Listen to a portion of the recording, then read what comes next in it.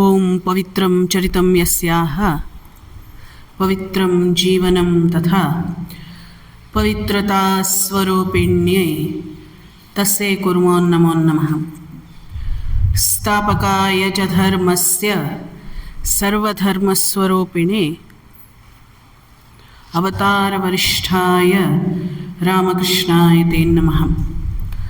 ನಮಃ ಶ್ರೇಯತಿರಾಜಾಯ ವಿವೇಕಾನಂದಸೂರಯೇ ಸಚ್ಚಿತ್ಸುಖಸ್ವರೂಪಾಯ ಸ್ವಾಮಿನೇ ತಾಪಹಾರಿಣಿ. ಯಾ ದೇವಿ ಸರ್ವಭೂತೇಷು ಶ್ರದ್ಧಾರೂಪೇಣ ಸಂಸ್ಥಿತಾ ನಮಸ್ತಸ್ಯೈ ನಮಸ್ತಸ್ಯೈ ನಮಸ್ತಸ್ಯೈ ನಮೋ ನಮಃ. ದಿವ್ಯತ್ರೇಯರಾದಂತಹ ಶ್ರೀಮತಿ ಶಾರದಾದೇವಿಯವರ, ಭಗವಾನ್ ಶ್ರೀರಾಮಕೃಷ್ಣರ, ಸ್ವಾಮಿ ವಿವೇಕಾನಂದರ ಅಡಿದಾವರೆಗಳಲ್ಲಿ ಪ್ರಣಾಮಗಳನ್ನು ಸಲ್ಲಿಸ್ತಾ, ಶ್ರೀಕೃಷ್ಣನ ಪಾದಗಳಿಗೆ ಸಾಷ್ಟಾಂಗ ನಮಸ್ಕಾರವನ್ನು ಸಲ್ಲಿಸ್ತಾ, ಪೂಜ್ಯ ಮಾತಾಜಿರವರಿಗೆ ನನ್ನ ಭಕ್ತಿಪೂರ್ವಕ ನಮಸ್ಕಾರಗಳು. ನೆರೆದಿರುವಂತಹ ಎಲ್ಲ ತಾಯಂದಿರೇ, ಮಹನೀಯರೇ ಹಾಗೂ ಯುವಕ ಯುವತಿಯರೇ, ಖುಷಿ ಆಗ್ತದೆ. ಚಳ್ಳಕೆರೆಯಲ್ಲಿ ಯುವಕ ಯುವತಿಯರು ಪಾಲ್ಗೊಳ್ತಾ ಇದ್ದಾರೆ ಅಂತ ಹೇಳಿ ನೋಡಿ ಬಹಳ ಸಂತೋಷ ಆಗ್ತದೆ. ಯಾಕಂತ ಹೇಳಿದರೆ ನಮ್ಮ ರಾಷ್ಟ್ರ ನಿರ್ಮಾಪಕರವರು. ನಿನ್ನೆ ನಾವು ನೋಡಿದ್ವಿ. ಹಾಗಿದ್ದರೆ ಮಹಾತ್ಮರು ಅಥವಾ ಯೋಗಿಗಳು ಸಂಸಾರಸ್ಥರಿಂದ ಒಂದಿಷ್ಟು ಅನ್ನವನ್ನು ಸ್ವೀಕಾರ ಮಾಡ್ತಾರೆ, ದಾನವನ್ನು ಸ್ವೀಕಾರ ಮಾಡ್ತಾರೆ. ಯಾವ ರೀತಿ ಅಗ್ನಿ ಎಲ್ಲವನ್ನೂ ಕೂಡ ಸ್ವೀಕಾರ ಮಾಡ್ತದೆಯೋ ಅದೇ ರೀತಿ ಸ್ವೀಕಾರ ಮಾಡಿ ಅವರ ಭೂತ ಭವಿಷ್ಯದ ಎಲ್ಲ ಅಮಂಗಳಗಳನ್ನು ಕೂಡ ಅವರೇನು ಮಾಡ್ತಾರೆ, ನಾಶ ಮಾಡ್ತಾರೆ ಅನ್ನೋದನ್ನು ನಾವು ನೋಡಿದ್ವಿ. ಈಗ ಮುಂದೆ ಅವರನ್ನು ಪವಿತ್ರರಾಗಿಸುತ್ತಾರೆ. ಇಂತಹ ಪವಿತ್ರಾತ್ಮರಾದ ಮಹಾತ್ಮ ಸಾಧುಗಳಾದರೂ ಬೇರೆಯವರನ್ನು ಪವಿತ್ರರಾಗಿಸಲೆಂದೇ ಭಿಕ್ಷೆ ಸ್ವೀಕಾರ ಮಾಡ್ತಾರೆ. ಇದು ಬಹಳ ಮುಖ್ಯ. ಭಿಕ್ಷೆಯನ್ನು ಯಾಕೆ ಸ್ವೀಕಾರ ಮಾಡ್ತಾರೆ? ಸನ್ಯಾಸ ಧರ್ಮ, ಅದು ಸನ್ಯಾಸ ಧರ್ಮ. ಹಾಗಿದ್ರೆ ಸನ್ಯಾಸಿಯಾದವರು ಮಹಾತ್ಮರು ಭಿಕ್ಷೆಯನ್ನು ಯಾಕೆ ಸ್ವೀಕಾರ ಮಾಡ್ತಾರೆ ಅಂತಂದರೆ, ಅವರು ತಮಗೋಸ್ಕರ ಅದನ್ನು ಸ್ವೀಕಾರ ಮಾಡೋದಿಲ್ಲ. ಭಗವಂತ ಏನೋ ಒಂದು ವ್ಯವಸ್ಥೆಯನ್ನು ಮಾಡ್ತಾನೆ ಅವರಿಗೆ. ಆದರೆ ಯಾಕೆ ಸ್ವೀಕಾರ ಮಾಡ್ತಾರೆ ಅಂತಂದರೆ, ಬೇರೆಯವರನ್ನು ಯಾರು ಆ ಒಂದು ಅನ್ನವನ್ನು ಕೊಡ್ತಾರೋ, ಯಾರು ಆ ದಾನವನ್ನು ಮಾಡ್ತಾರೋ ಅಂಥವರಿಗೆ ಏನಪ್ಪ ಅಂತಂದರೆ ಅಂಥವರನ್ನು ಪವಿತ್ರ ಮಾಡುವುದಕ್ಕೋಸ್ಕರ ಅವರು ಆ ಒಂದು ಭಿಕ್ಷೆಯನ್ನು ಸ್ವೀಕಾರ ಮಾಡ್ತಾರೆ ಅನ್ನುವಂಥದ್ದು. ಎಷ್ಟೋ ಜನ ನಾವು ಗಂಗೋತ್ರಿಯಲ್ಲಿ ನೋಡಿದರೆ, ಗಂಗೋತ್ರಿಯಿಂದ ಮುಂದೆ ಗೋಮುಖಕ್ಕೆ ಹೋಗುವಂಥ ದಾರಿಯಲ್ಲಿ ಸುಮಾರು ಗುಹೆಗಳಿದೆ ಅಂತ. ಆ ಗುಹೆಗಳಲ್ಲಿ ಸುಮಾರು ಜನ ಸಾಧಕರಿದ್ದಾರೆ, ಸುಮಾರು ಜನ ಸನ್ಯಾಸಿಗಳಿದ್ದಾರೆ, ಸನ್ಯಾಸಿನಿಯರು ಇದ್ದಾರೆ, ಗುಹೆಗಳಿದೆ. ಅವರೆಲ್ಲ ಭಿಕ್ಷೆಗೆ ಬರೋದಿಲ್ಲ. ಆದರೆ ಭಗವಂತನ ಒಂದು ಕೃಪೆ ಎಷ್ಟಿರ್ತದೆ ಅಂತಂದರೆ, ಆ ದಾರಿಯಾಗಿ ಹೋಗೋರು ತಾವಾಗಿಯೇ ಭಿಕ್ಷೆಯನ್ನು ಕೊಡ್ತಾರೆ. ಅವರಿಗೆ ಏನೇನು ಅನುಕೂಲತೆಗಳು ಬೇಕೋ ಅದನ್ನು ಮಾಡಿಬಿಡ್ತಾನೆ ಭಗವಂತ. ಆದರೆ ಸಾಧು ಸತ್ಪುರುಷರು ಭಿಕ್ಷೆಯನ್ನು ಯಾಕೆ ಸ್ವೀಕಾರ ಮಾಡ್ತಾರೆ ಅಂತಂದರೆ, ಯಾರು ಭಿಕ್ಷೆಯನ್ನು ಕೊಡ್ತಾರೋ ಅವರನ್ನು ಪವಿತ್ರರನ್ನಾಗಿ ಮಾಡೋದಕ್ಕೆ ಸ್ವೀಕರಿಸ್ತಾರೆ. ಒಂದ್ಸರಿ ಹಾಗೆ ಆಯಿತು. ಇದು ಆಮೇಲೆ ಈ ಭಿಕ್ಷೆಯ ಅನ್ನ ಇರ್ತದೆ ಅಲ್ಲ, ಬಹಳ ಪವಿತ್ರವಾದ ಅನ್ನ. ಅದು ಸನ್ಯಾಸಿಗಳಿಗೆ ಬಹಳ ಪವಿತ್ರವಾದ ಅನ್ನ. ಒಂದ್ಸರಿ ಏನಾಯಿತು, ಬೇಲೂರು ಮಠದಲ್ಲಿ ಒಂದು ರೂಲ್ ಇದೆ. ಏನಪ್ಪ ಅಂತಂದರೆ, ಬೇಲೂರು ಮಠ ಅಂತಂದ್ರೆ ನಮ್ಮ ಹೆಡ್ ಕ್ವಾರ್ಟರ್ಸ್ ಕೋಲ್ಕತ್ತಾದಲ್ಲಿ. ಸ್ವಾಮಿ ವಿವೇಕಾನಂದರು ಒಂದು ರೂಲ್ ಮಾಡಿದ್ರು. ಬೆಳಿಗ್ಗೆ ಕರೆಕ್ಟಾಗಿ ಸರಿಯಾಗಿ 4 ಗಂಟೆ ಅಷ್ಟೊತ್ತಿಗೆ ಎಲ್ಲ ಸನ್ಯಾಸಿಗಳು ಬ್ರಹ್ಮಚಾರಿಗಳು ಕೂಡ ಬಂದು ಏನು ಮಾಡಬೇಕು, ಜಪಕ್ಕೆ ಕೂತ್ಕೊಳ್ಳಬೇಕು ಅಂಥೇಳಿ. ಹಿಂಗೆ ಒಂದಿಷ್ಟು ಕಾರಣಾಂತರಗಳಿಂದ ಒಂದಿಬ್ಬರು ಬರೋದಕ್ಕೆ ಸಾಧ್ಯ ಆಗಲಿಲ್ಲ. ಅದರಿಂದ ಸ್ವಾಮೀಜಿ ಹೇಳಿದರು, ಇವತ್ತು ನಿಮ್ಮ ಒಂದು ಶಿಕ್ಷೆ ಏನಪ್ಪ ಅಂತಂದರೆ, ಹೋಗಿ ಒಂದಿಷ್ಟು ಭಿಕ್ಷಾನ್ನವನ್ನು ತಗೊಂಡು ಬನ್ನಿ, ಎಲ್ಲ ಕಡೆಯಿಂದ ಭಿಕ್ಷೆ ಬೇಡ್ಕೊಂಡು ಬನ್ನಿ ಅಂಥೇಳಿ. ಸ್ವಾಮೀಜಿಯವರು ಕಳಿಸಿದ್ರೇನೋ ಹೌದು, ಆದರೆ ಸ್ವಾಮೀಜಿಯವರ ಒಂದು ಉದ್ದೇಶ ಏನಿತ್ತಪ್ಪ ಅಂತಂದರೆ, ಅವರೆಲ್ಲ ಭಿಕ್ಷೆಯನ್ನು ತಗೊಂಡು ಬಂದ ಮೇಲೆ ಸ್ವಾಮೀಜಿಯವ್ರು ಕಾಯ್ತಾ ಕೂತ್ಕೊಂಡಿದ್ರಂತೆ. ಓಹೋ, ಭಿಕ್ಷಾನ್ನವನ್ನು ತಂದು ಬಿಟ್ರ, ಕೊಡಿ, ನನಗೂ ಕೊಡಿ, ಅದು ಬಹಳ ಪವಿತ್ರವಾದ ಅನ್ನ, ಎಷ್ಟೋ ಜನ ಅದರಿಂದ ಉದ್ಧಾರ ಆಗ್ತಾರೆ, ಕೊಡಿ, ನಾನು ತಿಂತೇನೆ ಅಂಥೇಳಿ ಸ್ವಾಮೀಜಿಯವರು ಭಿಕ್ಷಾನ್ನವನ್ನು ಸ್ವೀಕರಿಸಿದ್ರಂತೆ. ಅದರಿಂದ ಒಬ್ಬ ಸನ್ಯಾಸಿಗೆ, ಒಬ್ಬ ಸಾಧು ಸತ್ಪುರುಷರಿಗೆ ಅಥವಾ ಸಾತ್ವಿಕರಿಗೆ ದಾನವನ್ನು ಮಾಡುವಂಥದ್ದು, ಅನ್ನದಾನವನ್ನು ಮಾಡುವಂಥದ್ದು, ಅದು ಬಹಳ ಪವಿತ್ರವಾದ ಮತ್ತು ಮಹತ್ವಪೂರ್ಣವಾದ ಒಂದು ಕಾರ್ಯ, ಅದು ಸೇವೆ. ಅದು ಅದರಿಂದ ಅನ್ನದಾನ ಶ್ರೇಷ್ಠ ದಾನ. ಯಾರು ನೋಡಿದ್ರು ನೋಡ್ರಿ, ಅನ್ನದಾನ ಅಂದ ತಕ್ಷಣನೇ ನಮ್ಮ ಭಾರತದಲ್ಲಿ ಕೈ ಮುಂದಿರ್ತದೆ, ಹೌದಾ ಇಲ್ವೋ? ಆದ್ದರಿಂದ ಇದರ ಅರ್ಥ ಏನಪ್ಪ ಅಂತಂದ್ರೆ, ಬರೀ ತಗೊಳ್ಳೋರಿಗೆ ಹೊಟ್ಟೆ ತುಂಬುತ್ತದೆ ಅಂತ ಹೇಳಿ ಕೊಡುವಂಥದ್ದಲ್ಲ. ಮತ್ತು ಕೊಡೋದು ಕೂಡ ಯಾವ ಒಂದು ರೀತಿಯಾಗಿ ಕೊಡಬೇಕು ಅಂತಂದ್ರೆ, ನನಗೆ ಭಗವಂತ ಕೊಡೋದಕ್ಕೆ ಒಂದು ಅವಕಾಶವನ್ನ ಕೊಟ್ಟನಲ್ಲ. ರಾಕ್ಫೆಲ್ಲರ್ ಅಂತ ಹೇಳಿ ಬರ್ತಾನೆ ಸ್ವಾಮೀಜಿ ಜೀವನದಲ್ಲಿ. ರಾಕ್ಫೆಲ್ಲರ್, ಹೌದು, ಅವನು ಬಹಳ ದೊಡ್ಡ ಶ್ರೀಮಂತ, ಆ ದೇಶದಲ್ಲಿ ದೊಡ್ಡ ಶ್ರೀಮಂತ. ಆ ಸ್ವಾಮೀಜಿಯವರು ಒಬ್ಬ ಶ್ರೀಮಂತರ ಮನೆಯಲ್ಲಿ ಆಶ್ರಯವನ್ನು ಪಡ್ಕೊಂಡಿರ್ತಾರೆ. ಅವನು ಅಲ್ಲಿಗೆ ಬರ್ತಾನೆ, ಯಾವುದೋ ಭಾರತೀಯ ಸನ್ಯಾಸಿ ಬಂದಿದ್ದಾರೆ ಅಂತ ನೋಡೋದಕ್ಕೆ ಬರ್ತಾನೆ ರಾಕ್ಫೆಲ್ಲರ್. ಎಲ್ಲೆಲ್ಲಿ ರಾಕ್ಫೆಲ್ಲರ್ ಹೋಗ್ತಾ ಇದ್ನೋ ಅಲ್ಲೆಲ್ಲವೂ ಕೂಡ ಅವನನ್ನು ಬಹಳ ಹೃತ್ಪೂರ್ವಕವಾಗಿ, ಈ ಇಂಗ್ಲೀಷಿನಲ್ಲ ಒಂದು ಮಾತು ಬರ್ತದೆ, ರೆಡ್ ಕಾರ್ಪೆಟ್ ವೆಲ್ಕಮ್ ಅಂತ ಹೇಳಿ ಬರ್ತದೆ. ಅಂತಂದರೆ ಅವರಿಗೆ ಹಾಗೆ ಆ ಕಾರ್ಪೆಟನ್ನು ಹಾಸಿರ್ತಾರೆ. ಅಷ್ಟು ಇಂಪಾರ್ಟೆಂಟ್ ಪರ್ಸನ್ಸ್, VIP ಅವನು, ವೆರಿ ವೆರಿ ಇಂಪಾರ್ಟೆಂಟ್ ಪರ್ಸನ್. ಅವನು ಎಲ್ಲೆಲ್ಲಿ ಹೋಗ್ತಾನೋ ಅವನನ್ನು ಬಹಳ ಒಂದು ಗೌರವದಿಂದ ಕಾಣ್ತಾ ಇದ್ರು, ಅಥವಾ ಮುಂದೆ ಗೌರವ ತೋರಿಸ್ತಾ ಇದ್ರು, ಹಿಂದೇನಂತಿದ್ರು ಗೊತ್ತಿಲ್ಲ. ಅದರಿಂದ ಅವನು ಅದನ್ನೇ ಒಂದು ತಲೆಯಲ್ಲಿಟ್ಕೊಂಡು ಏನು ಮಾಡಿದ, ಸ್ವಾಮೀಜಿಯವ್ರ ಹತ್ರ ಬಂದ. ಸ್ವಾಮೀಜಿಯವರು ಏನೋ ಬರೀತಾ ಇದ್ರು. ಸುಮ್ಮನೆ ಆ ರಾಕ್ಫೆಲ್ಲರನ್ನು ನೋಡಿದ್ರು, ಸುಮ್ಮನೆ ಕೆಳಗೆ ಮುಖ ಹಾಕಿದ್ರು. ಆವಾಗ ರಾಕ್ಫೆಲ್ಲರಿಗೆ ಬಹಳ ಬೇಜಾರಾಗ್ಬಿಡ್ತು. ನಾನು ರಾಕ್ಫೆಲ್ಲರ್ ಇರ್ತದೆ ಮನುಷ್ಯನಿಗೆ, ನಾನು ರಾಕ್ಫೆಲ್ಲರ್, ಇವು ನೋಡಿದ್ರು ಸನ್ಯಾಸಿ, ಹೌದು, ನನ್ನನ್ನು ಏನು ಗಣನೆಗೆ ತೆಗೆದುಕೊಳ್ಳಿಲ್ಲಲ್ಲ ಅಂಥೇಳಿ ಬೇಜಾರಾಯಿತು. ಕಡೆಗೆ ಸ್ವಾಮೀಜಿ ಇನ್ನೊಂದು ಸರಿ ಅವನ ಕಡೆ ನೋಡಿ ಸುಮ್ಮನೆ ಕೆಳಗೆ ಮುಖ ಹಾಕಿಬಿಟ್ರು. ಬೇಜಾರಾಗ್ಬಿಡ್ತು ರಾಕ್ಫೆಲ್ಲರಿಗೆ. ಓ, ನೀವು ಹಾಗೆ, ನೀವು ಹಿಂಗೆ, ಇಷ್ಟು ಮಾಡಿದ್ದೀರಿ, ಅಷ್ಟು ಮಾಡಿದ್ದೀರಿ ಅಂತ ಹೇಳುವಂಥ ಒಬ್ಬ ವ್ಯಕ್ತಿಯವನು ಸ್ವಾಮೀಜಿ ಏನೂ ಹೇಳಲಿಲ್ಲ, ಸುಮ್ಮನೆ ಆಗಿಬಿಟ್ರು. ಹೋಗ್ಬಿಟ್ಟ ಅವನೇನು ಮಾತನಾಡಿಸ್ಲೇ ಇಲ್ಲ ಸ್ವಾಮೀಜಿಯವರನ್ನು, ಸುಮ್ಮನೆ ಹೋಗ್ಬಿಟ್ಟ. ಪಾಶ್ಚಾತ್ಯ ದೇಶ ಅದು, ಭಾರತ ಅಲ್ಲ. ಭಾರತೀಯರಾಗಿದ್ದರೆ ಸ್ವಾಮೀಜಿಯವರು ನೋಡಲಿ ಬಿಡಲಿ, ಎಲ್ಲಿವರೆ ನೀವು ಪಾದ ಅಂಥೇಳಿ ಹಿಡಿದು ನಮಸ್ಕಾರ ಮಾಡಿರೋರು, ನಮ್ಮ ಸಂಸ್ಕಾರ. ಆದರೆ ಅವನು ಹೋಗ್ಬಿಟ್ಟ. ಇನ್ನೊಂದು ಸರಿ ಬಂದ, ಸಮಾಧಾನ ಆಗಲಿಲ್ಲ ರಾಕ್ಫೆಲ್ಲರಿಗೆ. ಇನ್ನೊಂದು ಸರಿ ಬಂದ. ಸ್ವಾಮೀಜಿ ಮತ್ತೇನೋ ಒಂದು ಕಾರ್ಯದಲ್ಲಿ ತೊಡಗಿದ್ರು, ಮತ್ತೆ ಅವನನ್ನು ನೋಡಿದ್ರು, ಮುಗಳನಕ್ಕರು. ಅವನು ರಾಕ್ಫೆಲ್ಲರ್ ಹೇಳಿದ, ಈಗ ನಾನು ಇವತ್ತು ಬ್ಲ್ಯಾಂಕ್ ಚೆಕ್ಕನ್ನು ತೊಗೊಂಡು ಬಂದಿದ್ದೇನೆ. ಯಾಕೆ ತೊಗೊಂಡ್ಬಂದಿದ್ದೇನೆ? ನಿಮಗೆ ಕೊಡೋದಕ್ಕೆ ಬ್ಲ್ಯಾಂಕ್ ಚೆಕ್ ಅಂತಂದರೆ ನೀವೆಷ್ಟು ಬೇಕಾದರೂ ಬರ್ಕೊಳ್ಬಹುದು, ಅಷ್ಟು ಸಂಪತ್ತಿದೆ ನನ್ನ ಕಡೆಗೆ, ಅಷ್ಟು ದುಡ್ಡಿದೆ ನನ್ನ ಕಡೆಗೆ, ಹೌದು, ಎಷ್ಟು ಬೇಕಾದರೂ ನೀವು ಬರ್ಕೊಳ್ಬಹುದು ಅಂತ ಹೇಳಿ ಚೆಕ್ಕನ್ನು ಕೊಡಲಿಲ್ಲ. ಚೆಕ್ಕನ್ನು ಎಸೆಯೋದಕ್ಕೂ ಕೊಡೋದಕ್ಕೂ ವ್ಯತ್ಯಾಸ ಇದೆ, ಹೌದಾ ಇಲ್ವೋ? ಸ್ವಾಮೀಜಿ ಅಷ್ಟಾದರೂ ಕೂಡ ಒಂದು ಮುಗಳನಕ್ಕರು ಸುಮ್ಮನೆ ಆದರು. ಆಮೇಲೆ ಅವನಂದ ಏನಪ್ಪ ಅಂತಂದರೆ, ಸ್ವಾಮೀಜಿಗೆ ಹೇಳ್ತಾನೆ, you should be thankful to me ಅಂತಂದ ಅವನು. You should be thankful to me ಅಂತ ಹೇಳಿ ಸ್ವಾಮೀಜಿ ಹೇಳ್ತಾರೆ. ಏನಪ್ಪ ಅಂತಂದರೆ, it is not that I should be thankful to you, but you should be thankful to me because I have given an opportunity to serve me ಅಂತ ಹೇಳಿದರು ಸ್ವಾಮೀಜಿ. ಅದರ ಅರ್ಥ ಏನು ಗೊತ್ತೇನೋ, ನಾನು ಅವನೇನಂದ, ನನಗೆ ನೀವು ಧನ್ಯವಾದ ಹೇಳಬೇಕಾಗಿ ಬ್ಲ್ಯಾಂಕ್ ಚೆಕ್ ಕೊಟ್ಟಿದ್ದೇನೆ ರೀ ನಾನು, ಹೌದು. ಅದಕ್ಕೆ ಸ್ವಾಮೀಜಿ ಹೇಳಿದರು, ನಾನು ನಿಮಗೆ ಧನ್ಯವಾದಗಳನ್ನು ಅರ್ಪಿಸ್ಬೇಕಾಗಿಲ್ಲ, ನೀವು ನನಗೆ ಧನ್ಯವಾದವನ್ನು ಅರ್ಪಿಸ್ಬೇಕು. ಯಾಕೆ ಗೊತ್ತೇನೋ, ನಾನು ನಿಮಗೆ ಕೊಡೋದಕ್ಕೆ ಒಂದು ಅವಕಾಶ ಕೊಟ್ಟನಲ್ಲ, ನಾನೇ ತಗೊಳ್ಳೋದೇ ಇದ್ರೆ, ಹೌದಾ ಇಲ್ವೋ?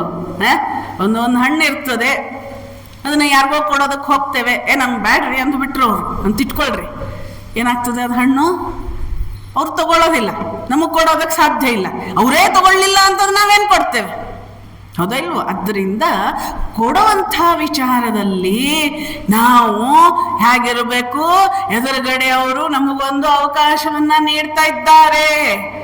ಹೌದು, ಸ್ವಾಮೀಜಿ ಅದನ್ನೇ ಹೇಳ್ತಾರೆ, ನೀವು ನನಗೆ ಧನ್ಯವಾದವನ್ನ ಹೇಳ್ಬೇಕು, ಯಾಕಂದ್ರೆ ನಾನು ನಿಮಗೆ ಕೊಡೋದಕ್ಕೊಂದು ಅವಕಾಶ ಕೊಟ್ಟನಲ್ಲ ಅಂತ ಹೇಳಿ. ಕಡೆಗೆ ರಾಕ್ ಫೆಲ್ಲರ್ನ ಒಂದು ಜೀವನ ಅಲ್ಲಿಗೆ ಬದಲಾವಣೆಯನ್ನ ಹೊಂದಿಬಿಡ್ತದೆ.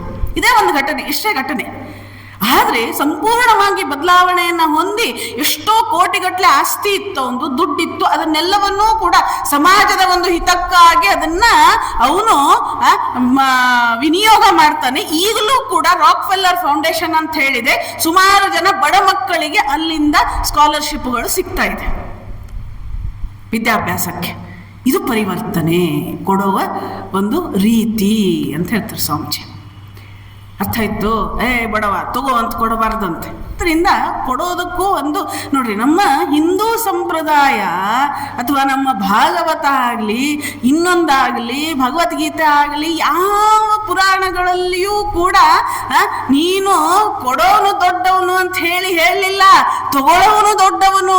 ಕೊಡೋನು ಏನಪ್ಪ ಅಂತಂದ್ರೆ ಕೃತಜ್ಞನಾಗಿರ್ಬೇಕು. ಹೌದು, ನನಗೆ ಕೊಡೋದಕ್ಕೆ ಒಂದು ಅವಕಾಶವನ್ನ ಕೊಟ್ರಲ್ಲ, ಅದನ್ನೇ ಹೇಳ್ತಾರೆ. ಕೊಟ್ಟವರು ಪವಿತ್ರರಾಗ್ತಾರೆ. ಯಾವ ಒಂದು ಭಾವದಿಂದ ಕೊಡಬೇಕು? ಇದು ನನ್ನದಲ್ಲ, ಭಗವಂತ ನನಗೆ ಈ ಒಂದು ಅವಕಾಶವನ್ನ ಕೊಟ್ಟಿದ್ದಾನೆ ಕೊಡೋದಕ್ಕೆ, ನಾನೇ ಧನ್ಯ ಅನ್ನುವಂತಹ ಒಂದು ವಿಚಾರದಲ್ಲಿ. ಹೌದು, ಇಷ್ಟಾಯ್ತು. ಕಡೆಗೆ ಮುಂದೆ ಹೇಳ್ತಾರೆ ಅವಧೂತರು, ಇದು ಹೇಗೆ ಅಂತಂದ್ರೆ ಅಗ್ನಿಯ ಬಗ್ಗೆ ಹೇಳ್ತಾರೆ. ಸೌದೆಯ ಆಕಾರದಂತೆ ಅಗ್ನಿಯು ಕಂಡು ಬರುತ್ತಾನೆ. ಸೌದೆ ಇರ್ತದಲ್ಲ, ಕಟ್ಟಿಗೆ ಹಾಕ್ತೇವಲ್ಲ, ಅದೇ ಒಂದು ಆಕಾರದಲ್ಲಿ ಅಗ್ನಿ ಕಾಣಿಸ್ಕೊಳ್ತಾನೆ.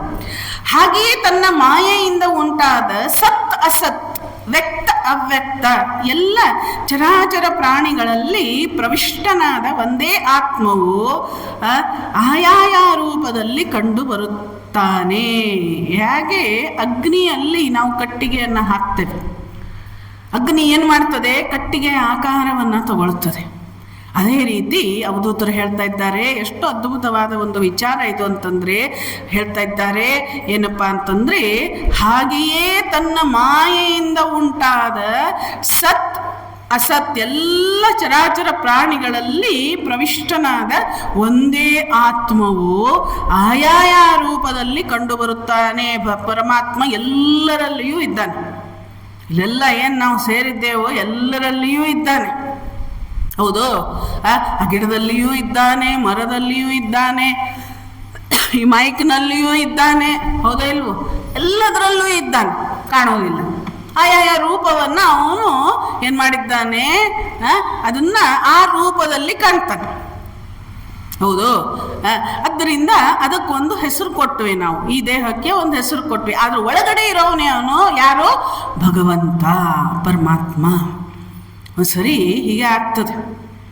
ಈ ತತ್ವವನ್ನು ರಾಮಕೃಷ್ಣರು ನರೇಂದ್ರನಿಗೆ ಹೇಳ್ತಾರೆ. ನರೇಂದ್ರ ಬಂದಿರ್ತಾನೆ ಶ್ರೀರಾಮಕೃಷ್ಣರ ಹತ್ರ. ಬಂದಂಥ ಸಂದರ್ಭದಲ್ಲಿ ಇದು ಉನ್ನತವಾದ ಒಂದು ತತ್ವ. ಯಾವ ರೀತಿ ಅಗ್ನಿ ಆ ಒಂದು ಕಟ್ಟಿಗೆಯ ಅಥವಾ ಸೌದೆಯ ಒಂದು ಆಕಾರವನ್ನು ತಗೊಳ್ತದೆಯೋ, ಅದೇ ರೀತಿ ಭಗವಂತ ಸರ್ವ ಚರಾಚರ ಪ್ರಾಣಿಗಳಲ್ಲಿದ್ದು ಆಯಾಯ ರೂಪವನ್ನು ಅವನು ಸ್ವೀಕರಿಸಿದ್ದಾನೆ, ಆಯಾಯ ರೂಪದಲ್ಲಿ ಅವನಿದ್ದಾನೆ ಅನ್ನುವಂಥದ್ದು. ಹೌದು, ಶ್ರೀರಾಮಕೃಷ್ಣರ ಹತ್ರ ನರೇಂದ್ರ ಬಂದ. ನರೇಂದ್ರ ಗೊತ್ತಲ್ಲ, ಸ್ವಾಮಿ ವಿವೇಕಾನಂದರ ಮೊದಲಿನ ಹೆಸರು ನರೇಂದ್ರ ಬಂದ ಶ್ರೀರಾಮಕೃಷ್ಣರ ಹತ್ರ. ಶ್ರೀರಾಮಕೃಷ್ಣರು ಇದನ್ನ ಹೇಳ್ತಾ ಇದ್ದಾರೆ, ನೋಡ ನರೇಂದ್ರ, ಈ ಗೋಡೆಯಲ್ಲೂ ಭಗವಂತ ಇದ್ದಾನೆ. ಹೌದು, ನನ್ನಲ್ಲೂ ಭಗವಂತ ಇದ್ದಾನೆ, ನಿನ್ನಲ್ಲೂ ಭಗವಂತ ಇದ್ದಾನೆ, ಎಲ್ಲದರಲ್ಲಿಯೂ ಕೂಡ ಭಗವಂತ ಇದ್ದಾನೆ ಅಂತ ಹೇಳಿದ್ರು ಶ್ರೀರಾಮಕೃಷ್ಣರು. ಹೊರಗಡೆ ಹಾಜರ ಅಂತ ಹೇಳಿ ಕೂತ್ಕೊಂಡಿದ್ದ. ಹಾಜರ ಒಂಥರ ವಿಚಿತ್ರ ಮನುಷ್ಯ. ಆದ್ರೆ ಪ್ರತಿ ಸಲ ಬಂದಾಗಲೂ ಕೂಡ ನರೇಂದ್ರ ಹಾಜರಾನ್ ಜೊತೆಗೆ ಮಾತನಾಡ್ತಾ ಇದ್ದ. ಸ್ವಲ್ಪ ಆಂಟಿ ರಾಮಕೃಷ್ಣ ಪಾರ್ಟಿಯವನು, ಯಾರು? ಹಾಜರ. ಸ್ವಲ್ಪ ವಿರುದ್ಧವಾಗಿ ಮಾತಾಡೋನು. ಆದರೆ ನರೇಂದ್ರನಿಗೆ ಅದೇನೋ ಪ್ರೀತಿ ಹಾಜರ ಅಂತಂದ್ರೆ. ನರೇಂದ್ರ ಬಂದ ಹೊರಗಡೆ ಬಂದು ಹೇಳ್ತಾನೆ, ಯುವಕ ಇನ್ನು ನರೇಂದ್ರ.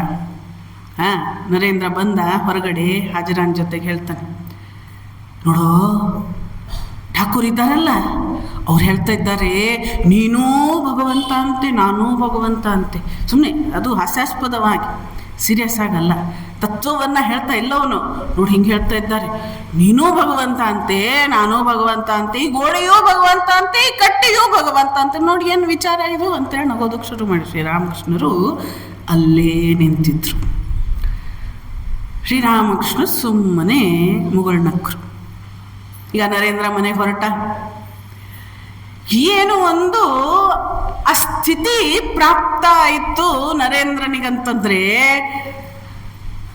ಅವನು ಹೋಗ್ತಾ ಇದ್ದ ದಾರಿಯಲ್ಲಿ ಗಿಡವೂ ರಾಮಕೃಷ್ಣರ ಕಾಣ್ತಾ ಇದ್ದಾರೆ, ನೆಲವೂ ರಾಮಕೃಷ್ಣರ ಕಾಣ್ತಾ ಇದ್ದಾರೆ, ಎದುರುಗಡೆ ಬರೋರು ರಾಮಕೃಷ್ಣರ ಕಾಣ್ತಾ ಇದ್ದಾರೆ, ಹೋಗೋರು ರಾಮಕೃಷ್ಣರ ಕಾಣ್ತಾ ಇದ್ದಾರೆ. ಆ ಒಂದು ಇಡೀ ದಾರಿಯುದ್ದಕ್ಕೂ ಯಾರ್ಯಾರು ಕಾಣ್ತಾ ಇದ್ದಾರೋ ಅವರೆಲ್ಲರೂ ಕೂಡ ರಾಮಕೃಷ್ಣರ ಕಾಣ್ತಾ ಇದ್ದಾರೆ. ಮನೆಗೆ ಹೋದ, ಮನೆಗೆ ತಾಯಿ ಊಟಕ್ಕೆ ತಟ್ಟೆ ಹಾಕಿದ್ಲು, ತಟ್ಟೆಯಲ್ಲೂ ರಾಮಕೃಷ್ಣರು ಕಾಣ್ತಾ ಇದ್ದಾರೆ. ಅನ್ನ ಹಾಕಿದ್ಲು, ಅನ್ನದಲ್ಲೂ ರಾಮಕೃಷ್ಣರು ಕಾಣ್ತಾ ಇದ್ದಾರೆ. ಇನ್ನೇನು ತುತ್ತು ಮಾಡಿ ಊಟ ಮಾಡ್ಬೇಕಾ, ತುತ್ತಲ್ಲೂ ರಾಮಕೃಷ್ಣರು ಕಾಣ್ತಾ ಇದ್ದಾರೆ. ಈ ಒಂದು ಸ್ಥಿತಿ ಪ್ರಾಪ್ತಿ ಆಗ್ಬಿಡ್ತು. ಅವಾಗ ಅನುಭವ ಆಯಿತು ನರೇಂದ್ರನಿಗೆ, ಓಹೋ ಇದು ಬ್ರಹ್ಮಜ್ಞಾನ. ಇನ್ನು ಆ ಸ್ಥಿತಿಯಲ್ಲಿ ಬಹಳ ದಿವಸದವರೆಗೆ ಇರೋದಕ್ಕೆ ಸಾಧ್ಯ ಇಲ್ಲ. 3 ದಿವಸ ಇದ್ದ ನರೇಂದ್ರ. ಕಡೆಗೆ ಓಡಿ ದಕ್ಷಿಣೇಶ್ವರಕ್ಕೆ ಹೋಗ್ತಾನಂತೆ. ಓಡಿ ಹೋಗಿ ಶ್ರೀರಾಮಕೃಷ್ಣರ ಪಾದಗಳನ್ನು ಗಟ್ಟಿಯಾಗಿ ಹಿಡ್ಕೊಂಡು ಹೇಳ್ತಾನಂತೆ, ಠಾಕೂರ್ ಇನ್ನ ಈ ಸ್ಥಿತಿ ನನಗೆ ಬೇಡ, ಇದರಿಂದ ಪಾರು ಮಾಡ್ರಿ ಅಂಥೇಳಿ. ಅರ್ಥ ಆಯಿತು? ಅದರಿಂದ ಆ ಸ್ಥಿತಿ ಯಾವ ಥರ ಅಂತಂದರೆ, ಎಲ್ಲರಲ್ಲಿಯೂ ಕೂಡ ಆತ್ಮ ಇದ್ದಾನೆ. ರಾಮಕೃಷ್ಣರ ಒಂದು ಸಾಧನೆ ಆಗ್ತಾ ಆಗ್ತಾ ಆಗ್ತಾ ಆಗ್ತಾ ಸಾಧಕರು ಯಾರು ಸಾಧನೆಯನ್ನು ಮಾಡ್ತಾರಲ್ಲ ಅವರ ಮನಸ್ಸು ಬಹಳ ಮೃದು ಆಗ್ತಾ ಹೋಗ್ತದೆ. ಯಾಕಂತ ಹೇಳಿದರೆ ಪ್ರತಿಯೊಂದರಲ್ಲಿಯೂ ಕೂಡ ಅವರು ಭಗವಂತನನ್ನು ಕಾಣ್ತಾರೆ. ಮತ್ತಷ್ಟೇ ಅಲ್ಲ, ಯಾವ ಪ್ರಾಣಿಗೆ ಯಾವ ಒಂದು ಪ್ರಾಣಿ ಸಂಕುಲ ಆಗಲಿ ಅಥವಾ ಮರಗಳಾಗಲಿ ಗಿಡಗಳಾಗಲಿ ಯಾವುದಕ್ಕೂ ತೊಂದರೆ ಆದರೂ ಕೂಡ ಅವ್ರಿಗೆ ತಡ್ಕೊಳ್ಳೋದಕ್ಕೆ ಸಾಧ್ಯ ಇಲ್ಲ. ಯಾಕಂತ ಹೇಳಿದರೆ ಅವರು ಏನು ನೋಡಿರ್ತಾರೆ, ಅದರಲ್ಲಿ ಬ್ರಹ್ಮನನ್ನ ಕಂಡಿರ್ತಾರೆ, ಉನ್ನತವಾದ ತತ್ವ. ಶ್ರೀರಾಮಕೃಷ್ಣರ ಸಾಧನೆ ಮುಂದುವರಿತಾ ಏನಾಗ್ತಾ ಇತ್ತು ಅಂತಂದರೆ, ಶ್ರೀರಾಮಕೃಷ್ಣರಿಗೆ ಹುಲ್ಲಿರ್ತದೆ ಅಲ್ಲ, ಹುಲ್ಲು ನಾವೆಲ್ಲ ಆರಾಮ್ಸೆ ತುಳಿದು ಬಿಡ್ತೇವೆ ಅದನ್ನ, ಹೌದಾ ಇಲ್ವೋ? ಆದರೆ ಶ್ರೀರಾಮಕೃಷ್ಣರಿಗೆ ಎಂಥ ಸ್ಥಿತಿ ಪ್ರಾಪ್ತಿಯಾಗಿತ್ತು ಅಂತಂದರೆ, ಹುಲ್ಲಿನ ಮೇಲೆ ಕಾಲಿಟ್ಟರೆ ಶ್ರೀರಾಮಕೃಷ್ಣರಿಗೆ ಅನ್ನಿಸ್ತಾ ಇತ್ತು ಆ ಹುಲ್ಲಿಗೆ ನೋವಾಗ್ತಾ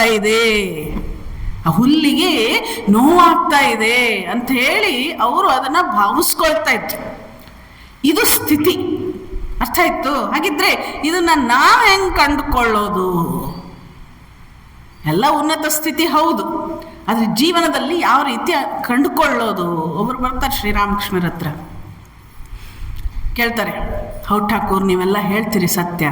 ಠಾಕೂರ್ ಅಂತಾರೆ, ಆ ಕಡೆ ಕೋಲ್ಕತ್ತಾ ಕಡೆಗೆ ರಾಮಕೃಷ್ಣರನ್ನು ಠಾಕೂರ್ ಅಂತ ಹೇಳಿ ಕರೀತಾರೆ. ನೀವೆಲ್ಲ ಹೇಳ್ತೀರಿ ಸತ್ಯ. ಒಬ್ಬಳ ಅಜ್ಜಿ, ಮೊಮ್ಮಕ್ಕಳ ಮೇಲೆ ಭಾಳ ಪ್ರೀತಿ ಅಜ್ಜಿಗಳು ಅಲ್ಲ, ಅದಕ್ಕೆ ಆ ಅಜ್ಜಿ ಬಂದು ಕೇಳ್ತಾಳೆ, ಠಾಕೂರ್ ನನ್ನ ಕಣ್ಣು ಮುಚ್ಚಿದ್ರೆ ನನ್ನ ಮೊಮ್ಮಗ ಕಣ್ಣೆದುರುಗಡೆನೇ ಬರ್ತಾನೆ, ಭಗವಂತ ಬರೋದಿಲ್ಲ. ಯಾರು ಬರ್ತಾರೆ? ಮೊಮ್ಮಗ ಬರ್ತಾನೆ. ನಾನೇನು ಮಾಡಲಿ? ರಾಮಕೃಷ್ಣರು ಸರಳವಾಗಿ ಹೇಳ್ಬಿಟ್ರು, ಏನಪ್ಪ ಅಂತಂದರೆ, ನೀನು ಆ ಮೊಮ್ಮಗನನ್ನೇ ಕೃಷ್ಣ ಅನ್ಕೋ. ಹೌದು, ಮೊಮ್ಮಗನನ್ನೇ ಕೃಷ್ಣ ಅನ್ಕೋ. ಅವನನ್ನು ಸ್ನಾನ ಮಾಡಿಸೋವಾಗ ನೀನು ಅನ್ಕೋ ನಾನು ಕೃಷ್ಣನನ್ನೇ ಮಾಡಿಸ್ತಾ ಇದ್ದೇನೆ.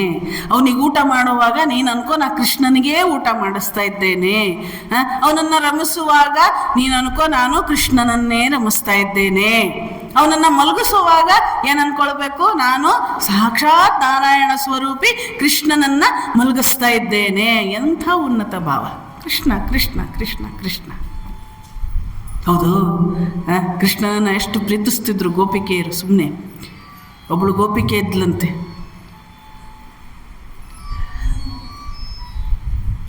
ಆ ಗೋಪಿಕೆ ದಿನ ಹೋಗಿ ಕೃಷ್ಣ ಅವರ ಮನೆಯಲ್ಲಿ ಬೆಣ್ಣೆ ಕದಿಯೋನು. ಸುಮ್ಮನೆ ಹೇಳ್ತೇನೆ, ಒಂದು ಕದ್ದಂಥ ಸಂದರ್ಭ ಭಾಳ ಸಿಟ್ಟು ಬರ್ತಿತ್ತು ಅವಳಿಗೆ. ಅವಳು ಮಗಳಿದ್ರು ಮನೆಯಲ್ಲಿ. ಕಡೆಗೆ ಒಂದು ದಿವಸ ಕೃಷ್ಣ ಬಂದು ಬೆಣ್ಣೆ ಕದಿಲಿಲ್ಲ ಅಂತಂದರೆ ಅವಳಿಗೆ ಬೇಜಾರಾಗ್ತಿತ್ತು. ಅವಳ ಮಗಳಿಗೆ ಹೇಳಿ ಹೋಗೋಳಂತೆ, ನೋಡು, ಕೃಷ್ಣ ಬರ್ತಾನೆ, ಅವನಿಗೆ ಸರಿಯಾಗಿ ವ್ಯವಸ್ಥೆ ಆಗೋ ಥರ ಬೆಣ್ಣೆಯನ್ನು ಇಡು. ಅವನಿಗೆ ಕೊಡಬೇಡ, ಅವನು ಕದ್ದೇ ತಿಂದು ಹೋಗಲಿ. ಒಂದು ದಿವಸ ಕೃಷ್ಣ ಬಂದು ನಮ್ಮ ಮನೆಯಲ್ಲಿ ಕದ್ದು ತಿನ್ನಲಿಲ್ಲ ಅಂತಂದರೆ ನನಗೆ ಸಮಾಧಾನನೇ ಆಗೋದಿಲ್ಲ. ಆದ್ದರಿಂದ ಅವನಿಗೇನು ಅಡೆತಡೆ ಮಾಡಬೇಡ, ನೀನು ಕಾಣಿಸ್ಕೊಳ್ಬೇಡ. ಆ ಕೃಷ್ಣ ಬರಲಿ, ಬಂದು ಬೆಣ್ಣೆಯನ್ನು ಕದ್ದು ತಿನ್ನಲಿ. ಯಾಕೆ? ಸಾಕ್ಷಾತ್ ಪರಮಾತ್ಮ. ಗೋಪಿಕೆಯರು ಕಂಡುಕೊಂಡು ಬಿಟ್ಟಿದ್ರು ಅದನ್ನು. ಅರ್ಥ ಆಯಿತು? ಅದರಿಂದ ಆ ಒಂದು ನಿಟ್ಟಿನಲ್ಲಿ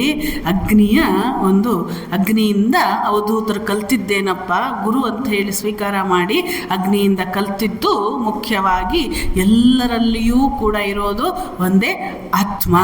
ಪರಮಾತ್ಮ ಆತ್ಮರೂಪದಲ್ಲಿ ಸ್ಥಿತೆ ಆಗಿದ್ದಾನೆ. ನಾವು ಯಾಕೆ ಭೇದ ಮಾಡ್ತೇವೆ? ಹಾಗಿದ್ರೆ ನಮಗೆ ಆ ಒಂದು ಆತ್ಮದ ಸ್ವರೂಪದ ಬಗ್ಗೆ ಇನ್ನೂ ತಿಳಿಲಿಲ್ಲ. ಇವರು ನಮ್ಮವರು, ಇವರು ಬೇರೆಯವರು.